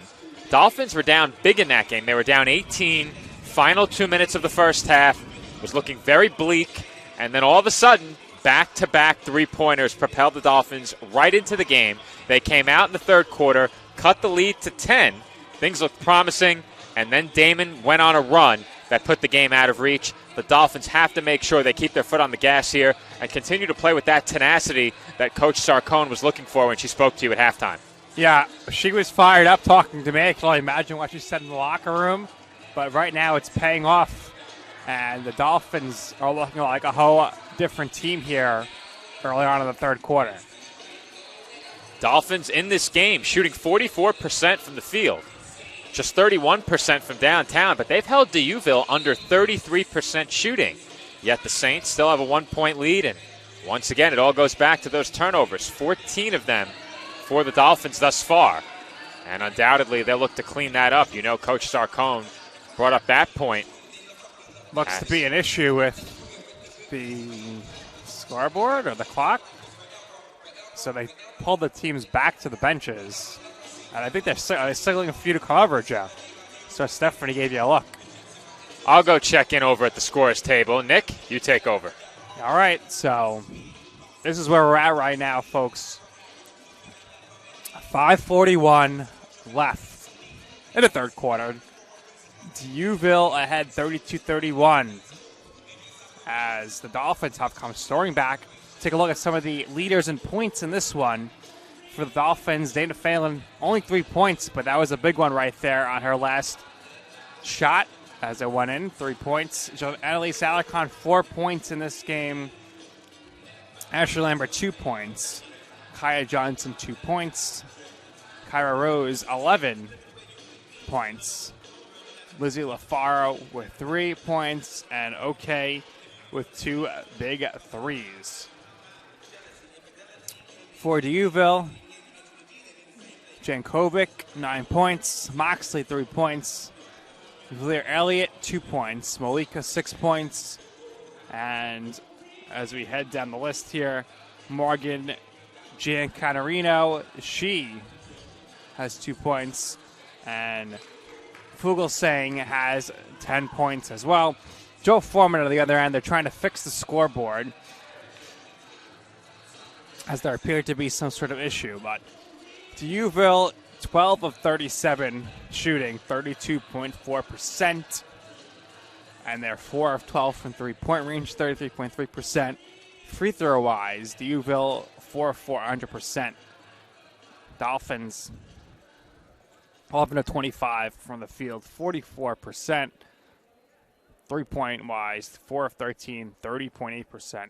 Free throw-wise, 5 of 8 for 62.5%. Rebound-wise, Dolphins 21, D'Youville 13. Assists, we have D'Youville at 6, Dolphins at 5. 2 steals for the Dolphins, 6 for D'Youville. And the big story, really, as Joe is going to come back to rejoin, is the turnover differential. Dolphins have turned the ball over 14 times. D'Youville has turned the ball over 16 times.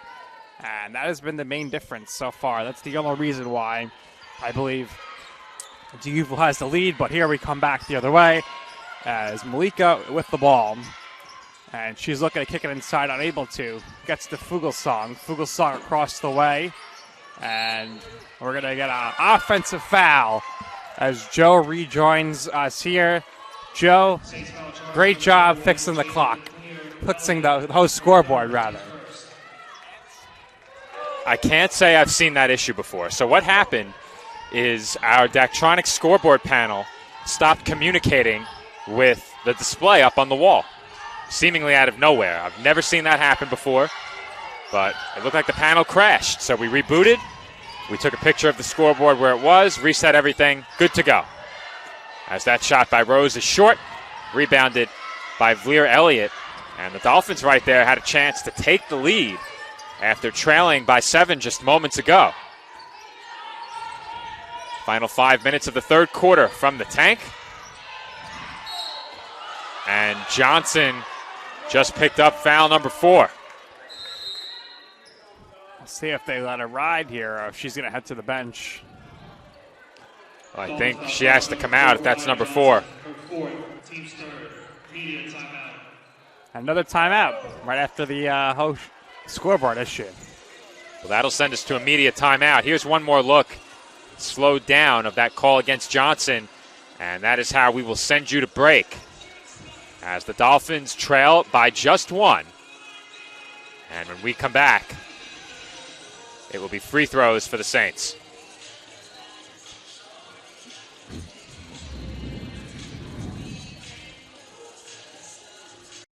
As a student athlete in college, I first got involved with the NCAA at the national level. It was through the Student Athlete Advisory Committee, SAC, gave me an opportunity to advocate on behalf of all student athletes, to affect change and to make an impact. The NCAA is giving the student athlete a platform to voice their concerns and to be able to advocate for what's going to affect their well-being. The policies that are being put in place are speaking towards academics, they're speaking towards well-being, they're speaking towards fairness, creating a culture so that the student athletes have the best experiences possible.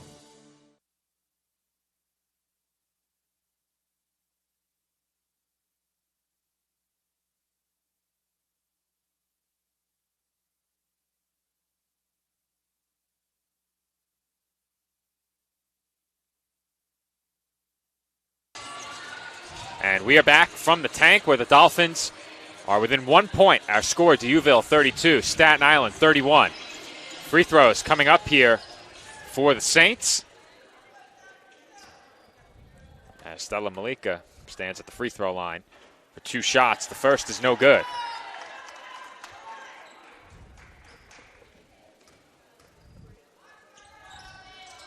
And the second is good. So the lead is 2.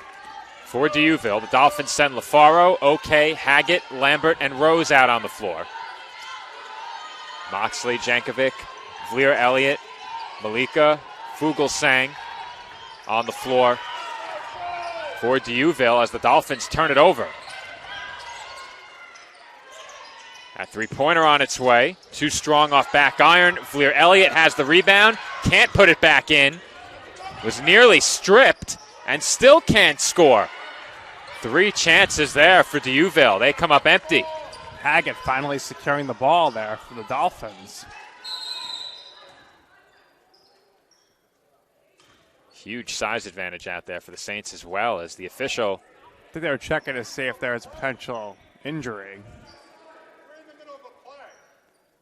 But all smiles, looks like. But she's going to head to the bench, so I guess maybe there was an injury there or something happened. Was it Jankovic? She got hit in the neck, so I think the official did the right thing there. You got to be careful, anything with the neck or head region. The official stopping the clock on her own, so no timeout charge to either team there. Just a stoppage in play. 15 to shoot now for the Dolphins. And that's a foul call that bails CSI out of what would have been yet another turnover. Saints foul charge number 13, Brianne Moxley, her third, team second. Jenelise Alarcon back in. Kyra Rose to the bench. Rose started the game 5 for 5. She's now 5 for 9. And okay, throws it straight to Jean Caterino. Now Moxley all alone on the break. Lays it up and in. It's a 4-point Saints lead. Well, we say it all the time. Good defense leads to easy offense. Noemi Masinga getting set to check back in. She only played 4 minutes and 46 seconds in this game. Ball was kicked. 20 up on the shot clock as Noemi Masinga will check back in. And after Noemi has started this game, really haven't seen much of her since. Well, 4 minutes and 46 seconds, and then I don't think she did not play in the second quarter. Need Noemi in there. She's very good defensively, very good on the glass. Phelan is whistled for an offensive foul. It looked like she might have stuck her arm out there when she went for the spin move. Her third, team fourth. And that's been a recurring theme all year. The Dolphins have been called for a lot of offensive fouls. We've seen it in more than one game. Yeah, if it's not an offensive foul, it seems like it's a travel. CSI has thrown some errant passes in this game, but moving screens and offensive fouls counts as turnovers just the same. Jankovic lost the ball. And D'Youville is granted a timeout. And looked like the ball was loose, though. There is no way they had possession of the ball there. Well, I'll get the replay, I'm sure. Well, we certainly will. Lizzie LaFaro's sister, not a fan from the stands of that call. I'm not a fan of that call either. Mistakes can be made, but I don't think this one was close. I don't know when the timeout was granted. The ball not possessed here. There was, but for a second. Oh. That's impeccable timing by the Saints bench to get that timeout during that split second. Coach Allie Bowman all over it, so kudos to her.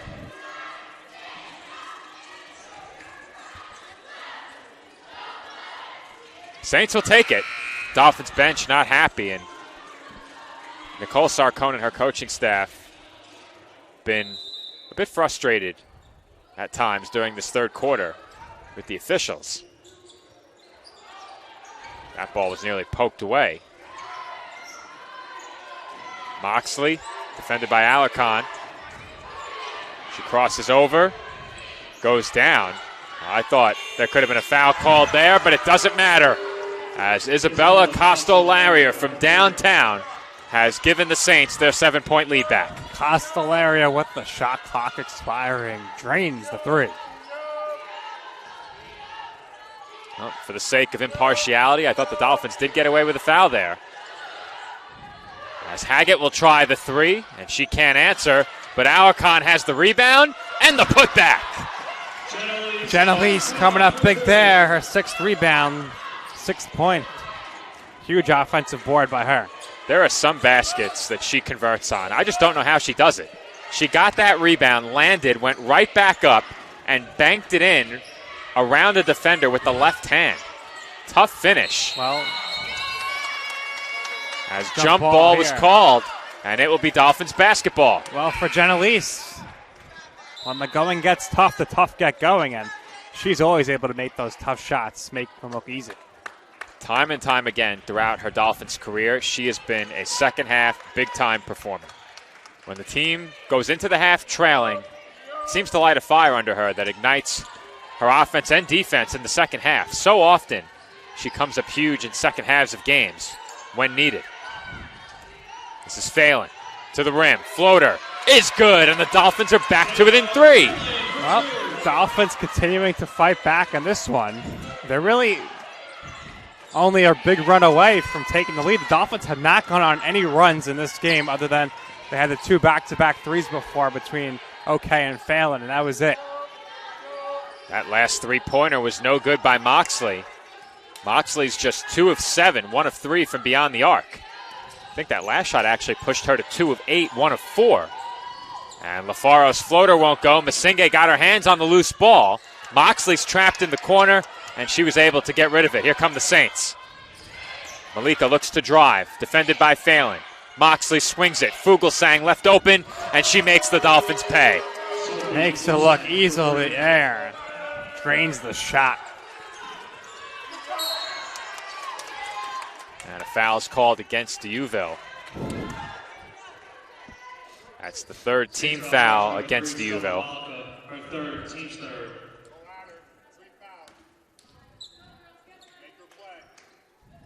.103 to go in the third quarter, and these next 60 seconds here are going to be big for the Dolphins. Definitely want to go into the fourth quarter down by no more than 4. Haggett for 3. No good. And a foul. At least I believe the foul was called. Perhaps the Dolphins stepped on the baseline instead. Our replay monitor for the officials sometimes obstructs that baseline to our left, but it was indeed out of bounds called against the Dolphins in the chase for the rebound. 2-for-1 opportunity for the Saints if they go quick. Good defense there by LaFaro. Risky pass in traffic, and Vleer Elliott was fouled. Dolphins now in the penalty, and we've seen the tenacity in this quarter that Coach Sarcone was looking for. However, the product of that has been quite a few fouls. 2 Dolphins with 3. Kaya Johnson has 4. Well, the LaFaro family and the Johnson family are saying that there should have been a 3-second violation called prior to the foul. That call is one that, as you said, Nick, you probably could call it more. You just don't see it a lot. I would say more often than not, you don't see one of them in a game. Right, so to see 2 wasn't going to happen. Phelan, nice fake, open 3, no good. Rebound tipped and secured by Vleer Elliott. She leads the Saints with 7 rebounds. No other D'Youville player with more than 3. Dolphins out rebounding the Saints 24-19 as Vleer Elliott scores. However, an offensive foul was called before the shot. Yeah, so Alarcon ended up on the floor. So look, she might have drawn the foul. And this is another play from Jenelise Alarcon that you won't see in the box score, but that's a huge defensive play to draw that charge. That saved 2 points, potentially 3, as the half-court heave won't go to end the third period. Our score through 30 minutes, the Saints 43, the Dolphins 35. The CSI have a fourth quarter comeback in them. We'll find out when we come back.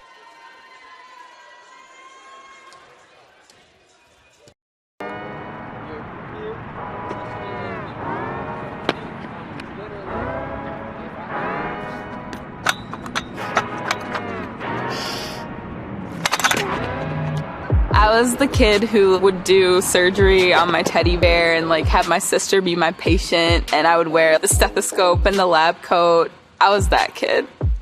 Wayne State Medical School has been my dream medical school since I was 5. Dr. News, who is the head of the biology department, definitely has had a huge impact over the past 2 years I've been in the lab. He took a chance on me and actually gives me the power to actually do things. athletics are important, but so is service, so is research, so is becoming a better person. And we expect you to do well athletically, but don't forget the reason you're here, which is to give back to your community and to get good grades. I've had so many experiences with underprivileged people and just seeing that they want the basic things that people get out of life. And if I can help in any way, that just kind of warms my heart. That's why I want to be a doctor, to serve those who have been dealt a bad hand. It was my sophomore indoor season. It was the first year with our new head coach. And he comes in and he's like, we could be a national contending team if you guys work hard. And I heard him and I was like, well, I want to be a national champion. I want to be an All-American. And I bought in because he bought into our team.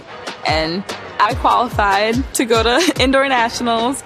It was just because I bought into myself, because someone bought into me. I decided I wanted it, so I went and grabbed it.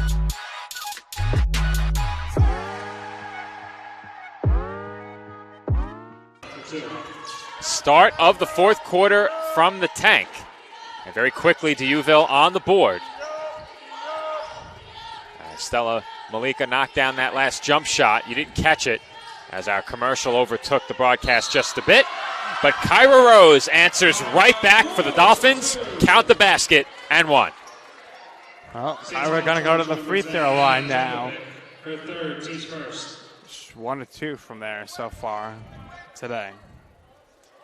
Here's a look at the basket by Rose. Ahead of one more attempt from the line. Rose, CSI's leading scorer with 13. And the free throw is good. It's back to a 7-point Saints lead. After the Dolphins stormed back to within one, the Saints ended up winning the third quarter. That was Fleer Elliott with that basket from in close. It's back to a 9-point game.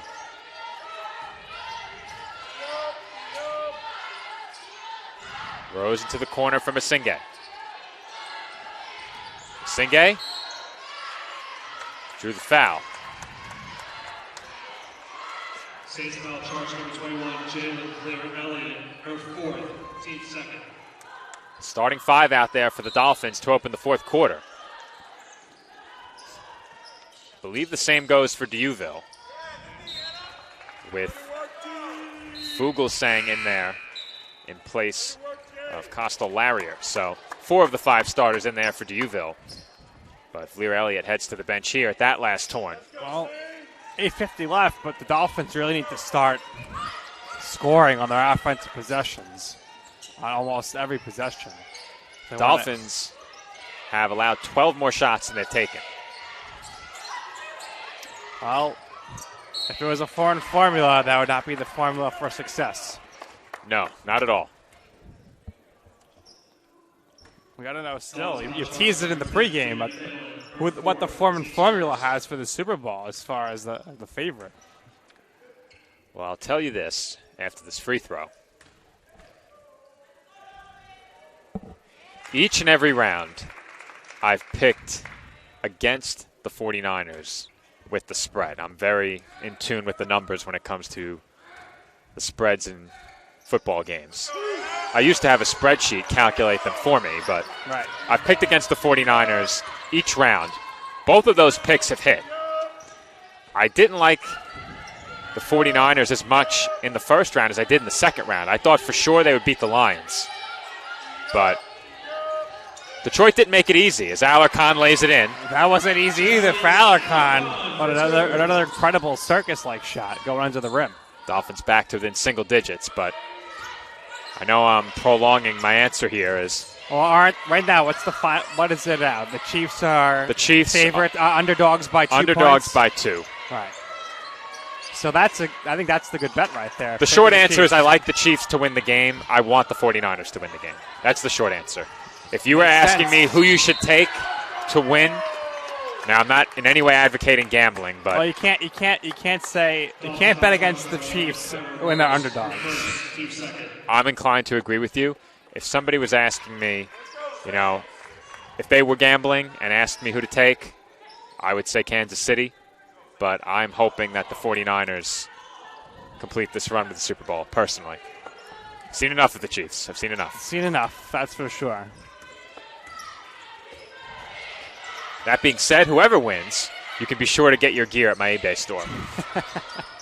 As the Dolphins force a turnover. And get those Taylor Swift jackets as well. That's right. If she wore it at the game, I have them. As Lambert knocks down a 3, it's a 6-point game. Timeout, D'Youville. Lambert knocking down her first basket of the game, her first 3-pointer of the game. And the Dolphins need more of that. Down 6 here, heading into the immediate timeout with 7:24 remaining. Dolphins with a nice job in transition on that last Lambert 3, giving a bit too much room.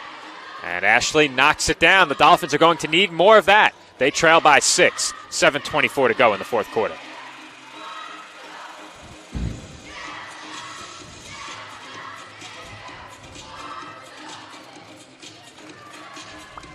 Being a champion takes more than talent, more than the perfect pass, more than using your head.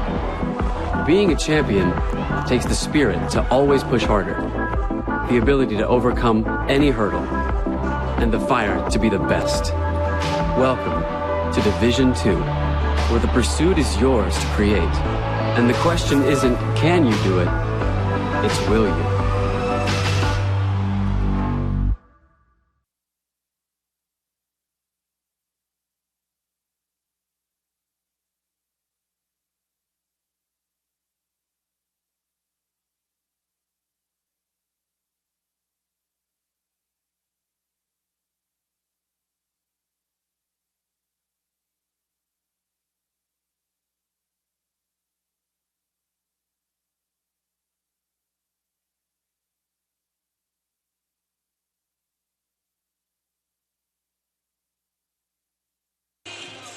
And we are back from the College of Staten Island, where the Dolphins trailed by 6. However, they were able to get a bit closer following that last 3-pointer by Ashley Lambert. And Nick, so often where the Dolphins have succeeded offensively has been Ashley Lambert knocking down threes. And there have been some games this year where Ashley just hasn't gotten the shots up to make that kind of impact. All right, sometimes it takes some time for her to get going, but we've talked to her so many times when she's been the player of the game. There's a basket by Mercy Lassou. But talking to Ashley, a lot when she's in player of the game, and she always says it, the shooters shoot, and eventually they're going to shoot their way into some baskets. So let's see if she gets some more looks here down the stretch. Ashley, 1 of 6 in this game. She has it here now. Phelan for 3. Splash. Great pass by Lambert, getting the attention there. Phelan taking a shot. It was contested. Knocks it down. Another big timely basket by the Dolphins. Phelan from beyond the arc makes it a 5-point game, and Jankovic answers right back. Jankovic has the answer there. And right now the Saints just not letting the Dolphins get any closer. Lambert for 3. No good. Lassou lost it. And the Dolphins will get a second chance here. Lassou from Winnipeg, Canada, knocks that one out of bounds. She's getting some minutes now in this game, but Dolphins given a second chance now after that ball goes out of bounds. Rose draws a foul. 13th foul against D'Youville. Saints foul charge number 4, Mercy Lassou, her first, team's third. The Dolphins can get into an early bonus situation. That could go a long way toward helping them get back even. Phelan given some room. She looks to drive to the basket. Count it! And 1. That gets the fans and the bench fired up. You don't see that much from Phelan going to the basket. Lays it up and in. Now she has a chance for one more from the free throw line. She got Fuglesang to bite on that shot fake. They gave her a bit of extra space there. She was well behind the arc. And Phelan Made Fuglsang pay for biting on the shot fake. Chance for one more at the line. Free throw won't go. It remains a 5-point game. Dolphins have now left 4 points at the line in this one. Saints 9 of 10 from the stripe. Dolphins 6 of 10. Jankovic crosses over, looks to drive, and Phelan commits the foul. And that's 5. Dallas foul charge number 10, Dana Phelan, her 5th, team's 3rd. She fouls out, and Kaya Johnson, who's also in foul trouble, is going to check back in the game. She has 4 personal fouls as well. That one hurts if you're the Dolphins. Yeah, you need those 3-point shots to continue falling. So Phelan, one of the better 3-point shooters on the team. Phelan had consecutive big baskets, the 3-pointer, and then that and one. Meanwhile, Jankovic misses the first free throw. And she goes 0 for 2 from the line. But Masinge is whistled for a foul. I don't know about that one, Joe. What was the foul call? That's here, the PA, Nick Pavona. Dolphins foul charge number 3, Noemi Masinge, her 4th. Well, the Dolphins bench was not upset, which leads me to believe that they agreed with the call. Here's another look. It's off the free throw. You don't see this often. She did stick the hip out there. I'm not sure if that was enough. I think letter of the law, that's probably a foul because she impeded the player jumping in the air from landing cleanly. That could be a big swing, that call. No doubt. As an offensive foul is called against the Saints. Noemi gets it back, draws the charge. John Catarino whistled for the offensive foul. Dolphins are already in the bonus. The next foul will put Dieuville in the bonus. Free throw shooting certainly going to be important down the stretch in this game. Dangerous pass. Now Masinge in the corner. She looks to drive. Alarcon off the feed, and she can't get the layup to go, but a great setup there by Masinge will send Alarcon to the line. Masinge has shown it all weekend. She is able to get to the basket with such ease, and she finds Alarcon, who is going to the basket, and she gets fouled. 2 shots for Genelise, and the first is good. Nick, we've said it time and time again this year. Our last broadcast on Friday, a rare exception. So many of these women's basketball games have been so close down the stretch. Yeah, a lot of teams evenly matched, and it's, a rebound here, a whistle there, and that really determines the records in conference play for the most part. This is a huge game for the Dolphins in terms of playoff standings, as we mentioned during the pregame. That basket won't go. Offensive rebound brought in by Terubia Cano, and that will send her to the line as she draws a foul. I think Masinge just fouled out. Oh, it wasn't on her. So only the second that rose. But Masinge's got 4 fouls, and so does Johnson. Dieuville missing 2 free throws just moments ago now with a chance at the line yet again. And the free throw is good. 10 of 13 free throws for the Saints. Terubia Cano goes 2 of 2 from the line. It's back to a 5-point lead and even 5 minutes on the clock from the tank.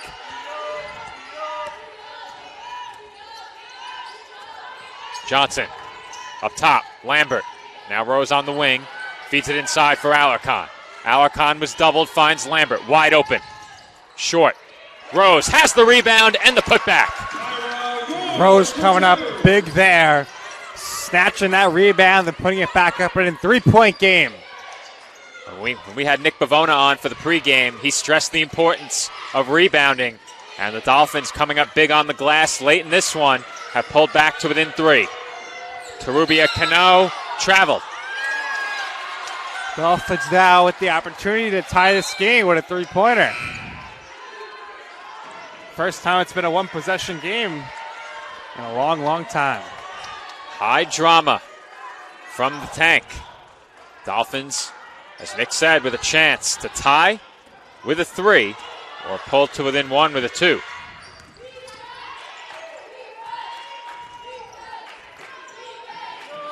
Alarcon with a rare touch on the perimeter. Now Johnson. She's surveying the floor. Masinghe, right back to Johnson. Inside, Alarcon. Lefty hook, no good. But Genelise drew contact and will head to the line. Genelise now going to the line to get this to within a 1 or 2 point game. Only 3-point shooter on the court right now for the Dolphins is Lambert. With LaFar on the bench and Phelan having fouled out, and Haggett on the bench as well.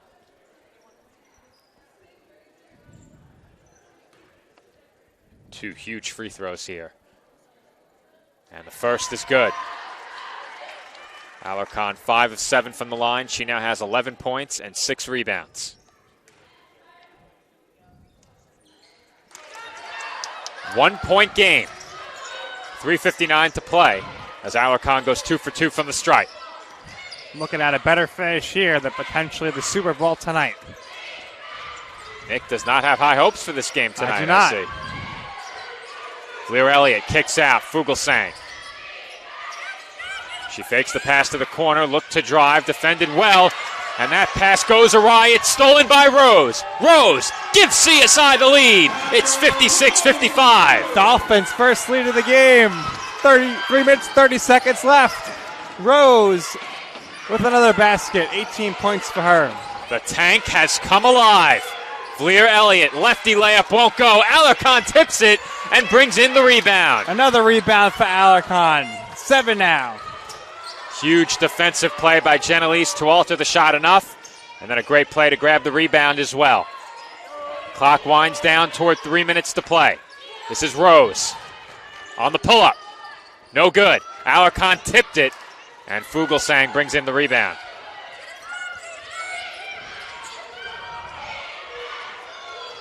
Malika out to Fuglsang, defended by Masinghe.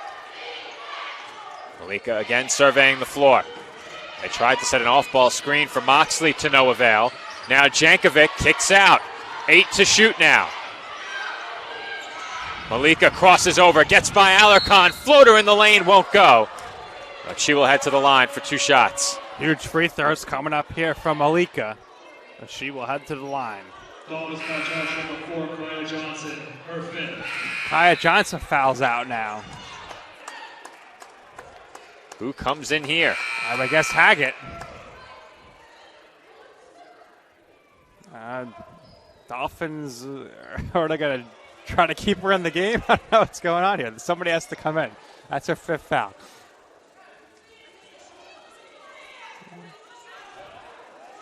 Well, Nick, there might be a chance that the Dolphins want them to check who the foul was on.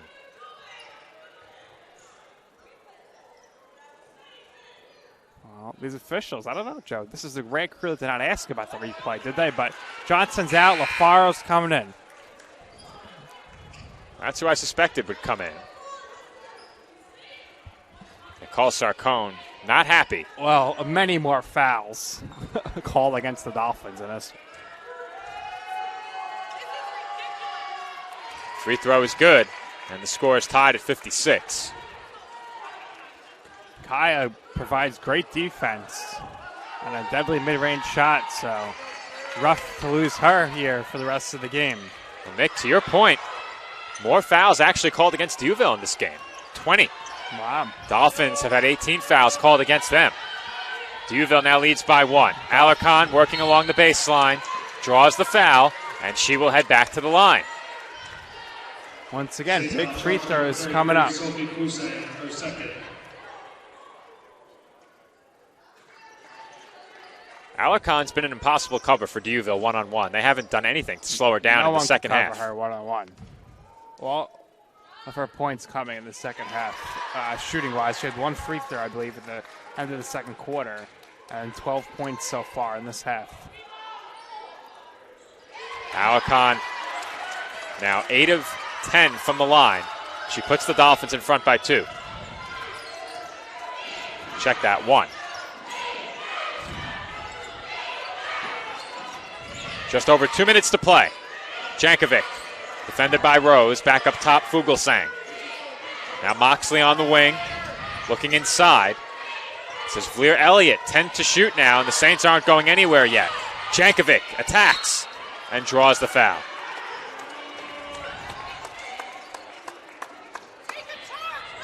Dolphins foul charge number 14, Elizabeth Farrow. More free throws coming up. There are 2 Saints with 4 fouls. Vleer Elliott and Moxley. The Dolphins have lost Johnson and Phelan to fouling out. Masinghe has 4. No other Dolphin with more than 2. Jankovic ties the score at 58 with that first free throw. 1 more to come here. And D'Youville goes back in front by 1. D'Youville doing a great job here down the stretch with their free throw shooting. This is Rose, defended by Moxley. It appears she's looking to go one-on-one. Instead, Masinghe has it. Now Masinghe will attack. Masinghe to the basket, and she lays it up and in. Masinghe is so good when she gets a bit of an open space and a full head of steam going to the basket to give the Dolphins the lead once again. CSI by 1, under 90 seconds to play. Jankovic in the corner, feet inside. Vleer Elliott with the mismatch. Hook shot won't go. Good effort by Lambert defensively and on the glass to pull in that board. Great job defensively by Ashley Lambert. Dolphins, 1 minute and 8 seconds left. Take a timeout. And the Dolphins call timeout as they will have it, leading by 1, 1:07 to play in this fourth quarter. Nick, what are you looking for out of this timeout? Well, out of this timeout, there's a few ways you can go. Obviously, you can give the ball to Jenelise Alarcon. I think they're going to give the ball to Rose at the top, let her go to the basket, see what she can do. She'll have the options to kick it to Alarcon or kick it around. And if anything, worst case scenario, which would be a good case scenario for the Dolphins, would be an offensive rebound ends up in Jenelise Alarcon's hands. And I think that's what we're going to be looking for. And I think Rose is going to drop to the basket with the ball in her hands. Jenelise Alarcon in the first half had just 2 points. She has 12 here in the second half. Kyra Rose in this game leading CSI in scoring with 18. She actually leads all scorers with 18 points. She's played more minutes than any other Dolphin with 31. Jankovic leading D'Youville in scoring with 15. She's 5 of 10 from the field in 34 minutes. Fuglsang 5 of 7 from the field with 13 points. She's played 29 minutes. Rose attacks, goes up, and scores! Well, Joe, I don't want to tell you I told you so, but I told you so. I told you what the play was going to be. Durstradamus. You know I'm right. You know he's right. Check out the podcast. Malika for 3, does not get the roll, and 3 Dolphins converged on the ball. Fortunately for CSI, they pull in the rebound. And Lambert is fouled. And now the Dolphins have a chance to put this one to bed if they hit their free throws. Lambert, a good free throw shooter, so she's definitely somebody you'd like at the line here in this scenario. Still 40.2 on the clock. However, if D'Youville doesn't put up a shot quickly and score, they will have to foul again. Dolphins right now with their largest lead of the game, 3.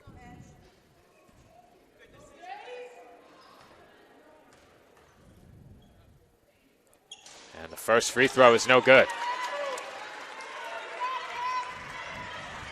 So even trailing by 3, you would suspect D'Youville will call timeout here. However, they only have 1 left, so perhaps not. And they will. So they're going to diagram a play here. Timeout, Saints. With 40.2 on the clock. They don't need a 3, obviously. However, you would like to get a 2-for-1 opportunity. If you score quickly, you can then play defense.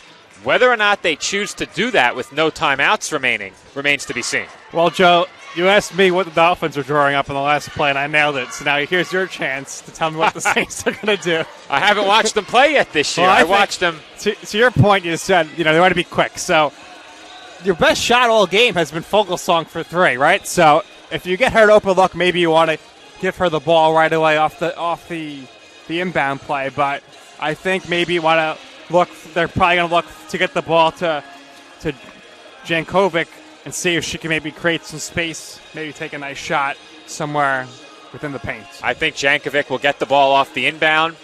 Perhaps Malika touches it first, but I think Jankovic looking to drive has been the quickest way that D'Youville has been able to break down the CSI defense. Once Jankovic gets inside, if she gets inside, it's up to her to make the right decision from there. Go up, perhaps try and draw a foul, or kick out to an open shooter.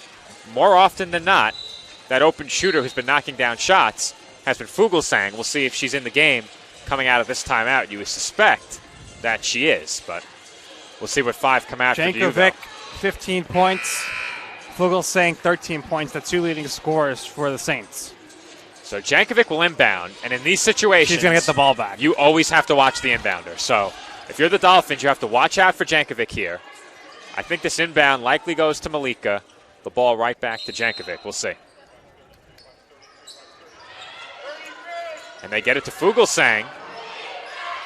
And now inside to Vleer Elliott. Malika up top for 3. No good, way off. And LaFaro is fouled. Well, good job defensively by the Dolphins because they were able to impact the inbound pass to Fuglsang. And the Saints were never able to run their play. I doubt that was the play they were looking for. I don't think it was. I think what the bench said is if the play breaks down, try and get a shot up outside of 30 seconds, which is what Malika did. And I think that was the right decision. But you said it. They disrupted the inbound pass, and that really altered what D'Youville was looking to do. And LaFaro's free throw is no good, so it remains a 4-point game. D'Youville is out of timeouts. And LaFaro goes 0 for 2, but Alarcon has the offensive rebound and is fouled. Alarcon's 8th rebound of the game to go along with the 14 points so far. Great game for her. Great game for Rose, leading the Dolphins to a lead at this point.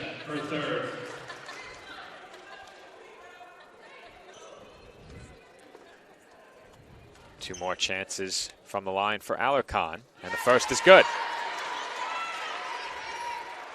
The lead is now 5. Once again, D'Youville out of timeouts. And Alarcon goes 2 for 2 from the line. 16 points for her, mostly in the second half. Great job by Janelise. She's perfect from the line in the second half. John Caterino can't finish the layup. Lambert has the rebound. She's fouled. And with one more free throw, the Dolphins can make this a 3-possession game and effectively put this one away. Yeah, right now, Dolphins on a 7-0 run to close this one out. Dolphins really put together a great fourth quarter. At halftime, they were slowly working their way back. But to start the third, it looked like CSI was going to overtake the Saints, and D'Youville countered right back with a run of their own. The Dolphins went into the fourth, trailing by more than they trailed by at halftime. Absolutely, yeah. Here in this fourth quarter, they've completely turned this game around. The Dolphins now have 32 points in this fourth quarter. Best quarter in a long time for the Dolphins. This is the team that scored 6 points in the first quarter. Lambert commits the foul, so this game will be prolonged from the line with CSI leading by 8. Well, statistician Louis Matrone, I think it's pretty easy to see who he's probably going to send over, but we never know for the TLC player of the game. If I had to guess, he's going to ask us if we want both Kyra and Janelise, but I think given the way the second half played out, Janelise Alarcon completely turned this game around. She's the player of the game.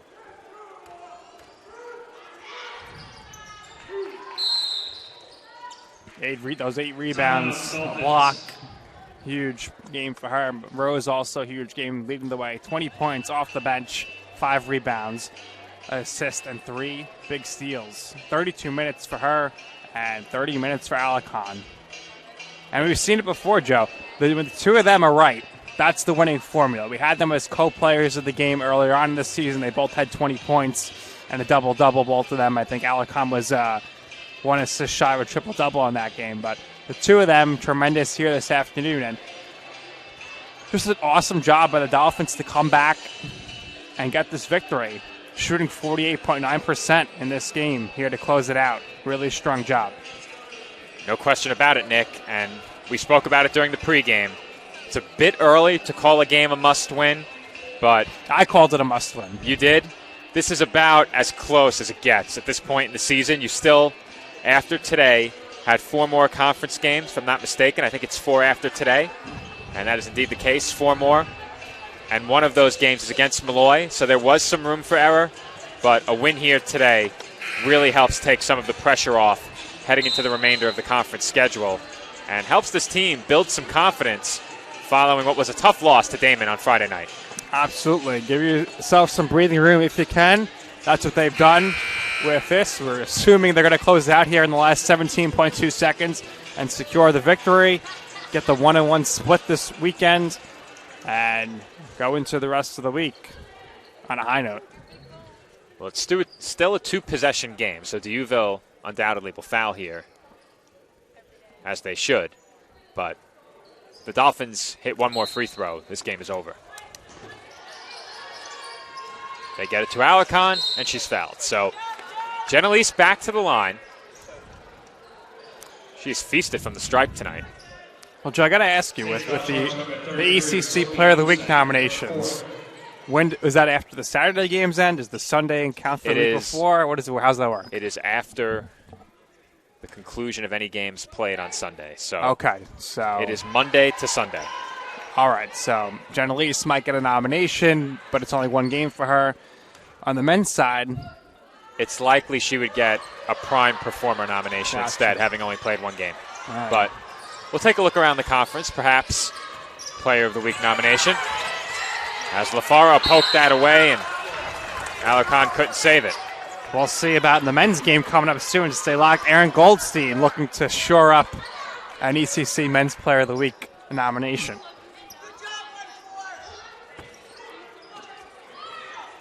Saints get it in, trailing by 7. 8 seconds to play. And Malika can't finish. That'll do it, as the Dolphins come from behind to score a much-needed conference win on their home floor. CSI defeats D'Youville 68-61. We now await our TLC Physical Therapy Player of the Game. Did they make a selection? Well, Joe, nobody contacted you, so I'm a little concerned that they don't know what they're doing over there. Nick, how about you go grab Jenelise? We'll set up the backdrop for you, and when we come back, we'll speak to our TLC Physical Therapy Player of the Game, Jenelise Alicon. And we're back from the tank with our TLC Physical Therapy Player of the Game, and once again, joining Nick are 2 players of the game. First up, Kyra Rose. All right, Kyra, TLC Player of the Game, co-player of the game, led the team in scoring, 20 points off the bench. You got the team back in the first half. How'd everything feel for you tonight? Well, tonight I just knew I needed to play better. Friday we didn't have a good game and I couldn't hit, but today I was feeling it. All right, big play of the game that really secured the victory. You had the timeout. The play was called for you to take it to the basket. We've seen you so many times, and you made it count. Yeah, it was just that time. I knew we needed this win today. So once I had the chance to get us in the game, I was there. All right, overall, just a great defensive performance by the team to close it out. How does that work for your team? I know you always harp on that in practice. Coach Sarcone at halftime was talking about that. She said she needed to see more defensively. How did you guys adjust in the second half? Defense was a big thing the whole game, and today we did it. We were all locked in, and we did what we had to do. All right, congratulations. Go enjoy the victory and enjoy Super Bowl Sunday. Thank you. You too. All right, Joe, I guess we're going back to you. I don't know if there's another player of the game. Jenelise was to your left, or your right, my left, just a minute or so ago. Peekaboo. I think she ran off. So I think the team went back to the locker room. So back to you, Joe. Back to me it is. All right, thank you, Nick. Kyra Rose joining Nick for our TLC Physical Therapy post-game report. And that will wrap up our coverage of the women's game as the Dolphins pick up a big conference win on their home floor. They defeat DUville 68-61. Once again, this has been Joe Foreman. On color commentary for this game, my broadcast partner, Nick Durst. We had a pregame show and a first quarter engineered by Nick Bavona, our camera operator, Pat Gilorenzo. When we come back in about 10 minutes, coverage of men's basketball as the Dolphins are closing in on securing a playoff spot. They host DUville University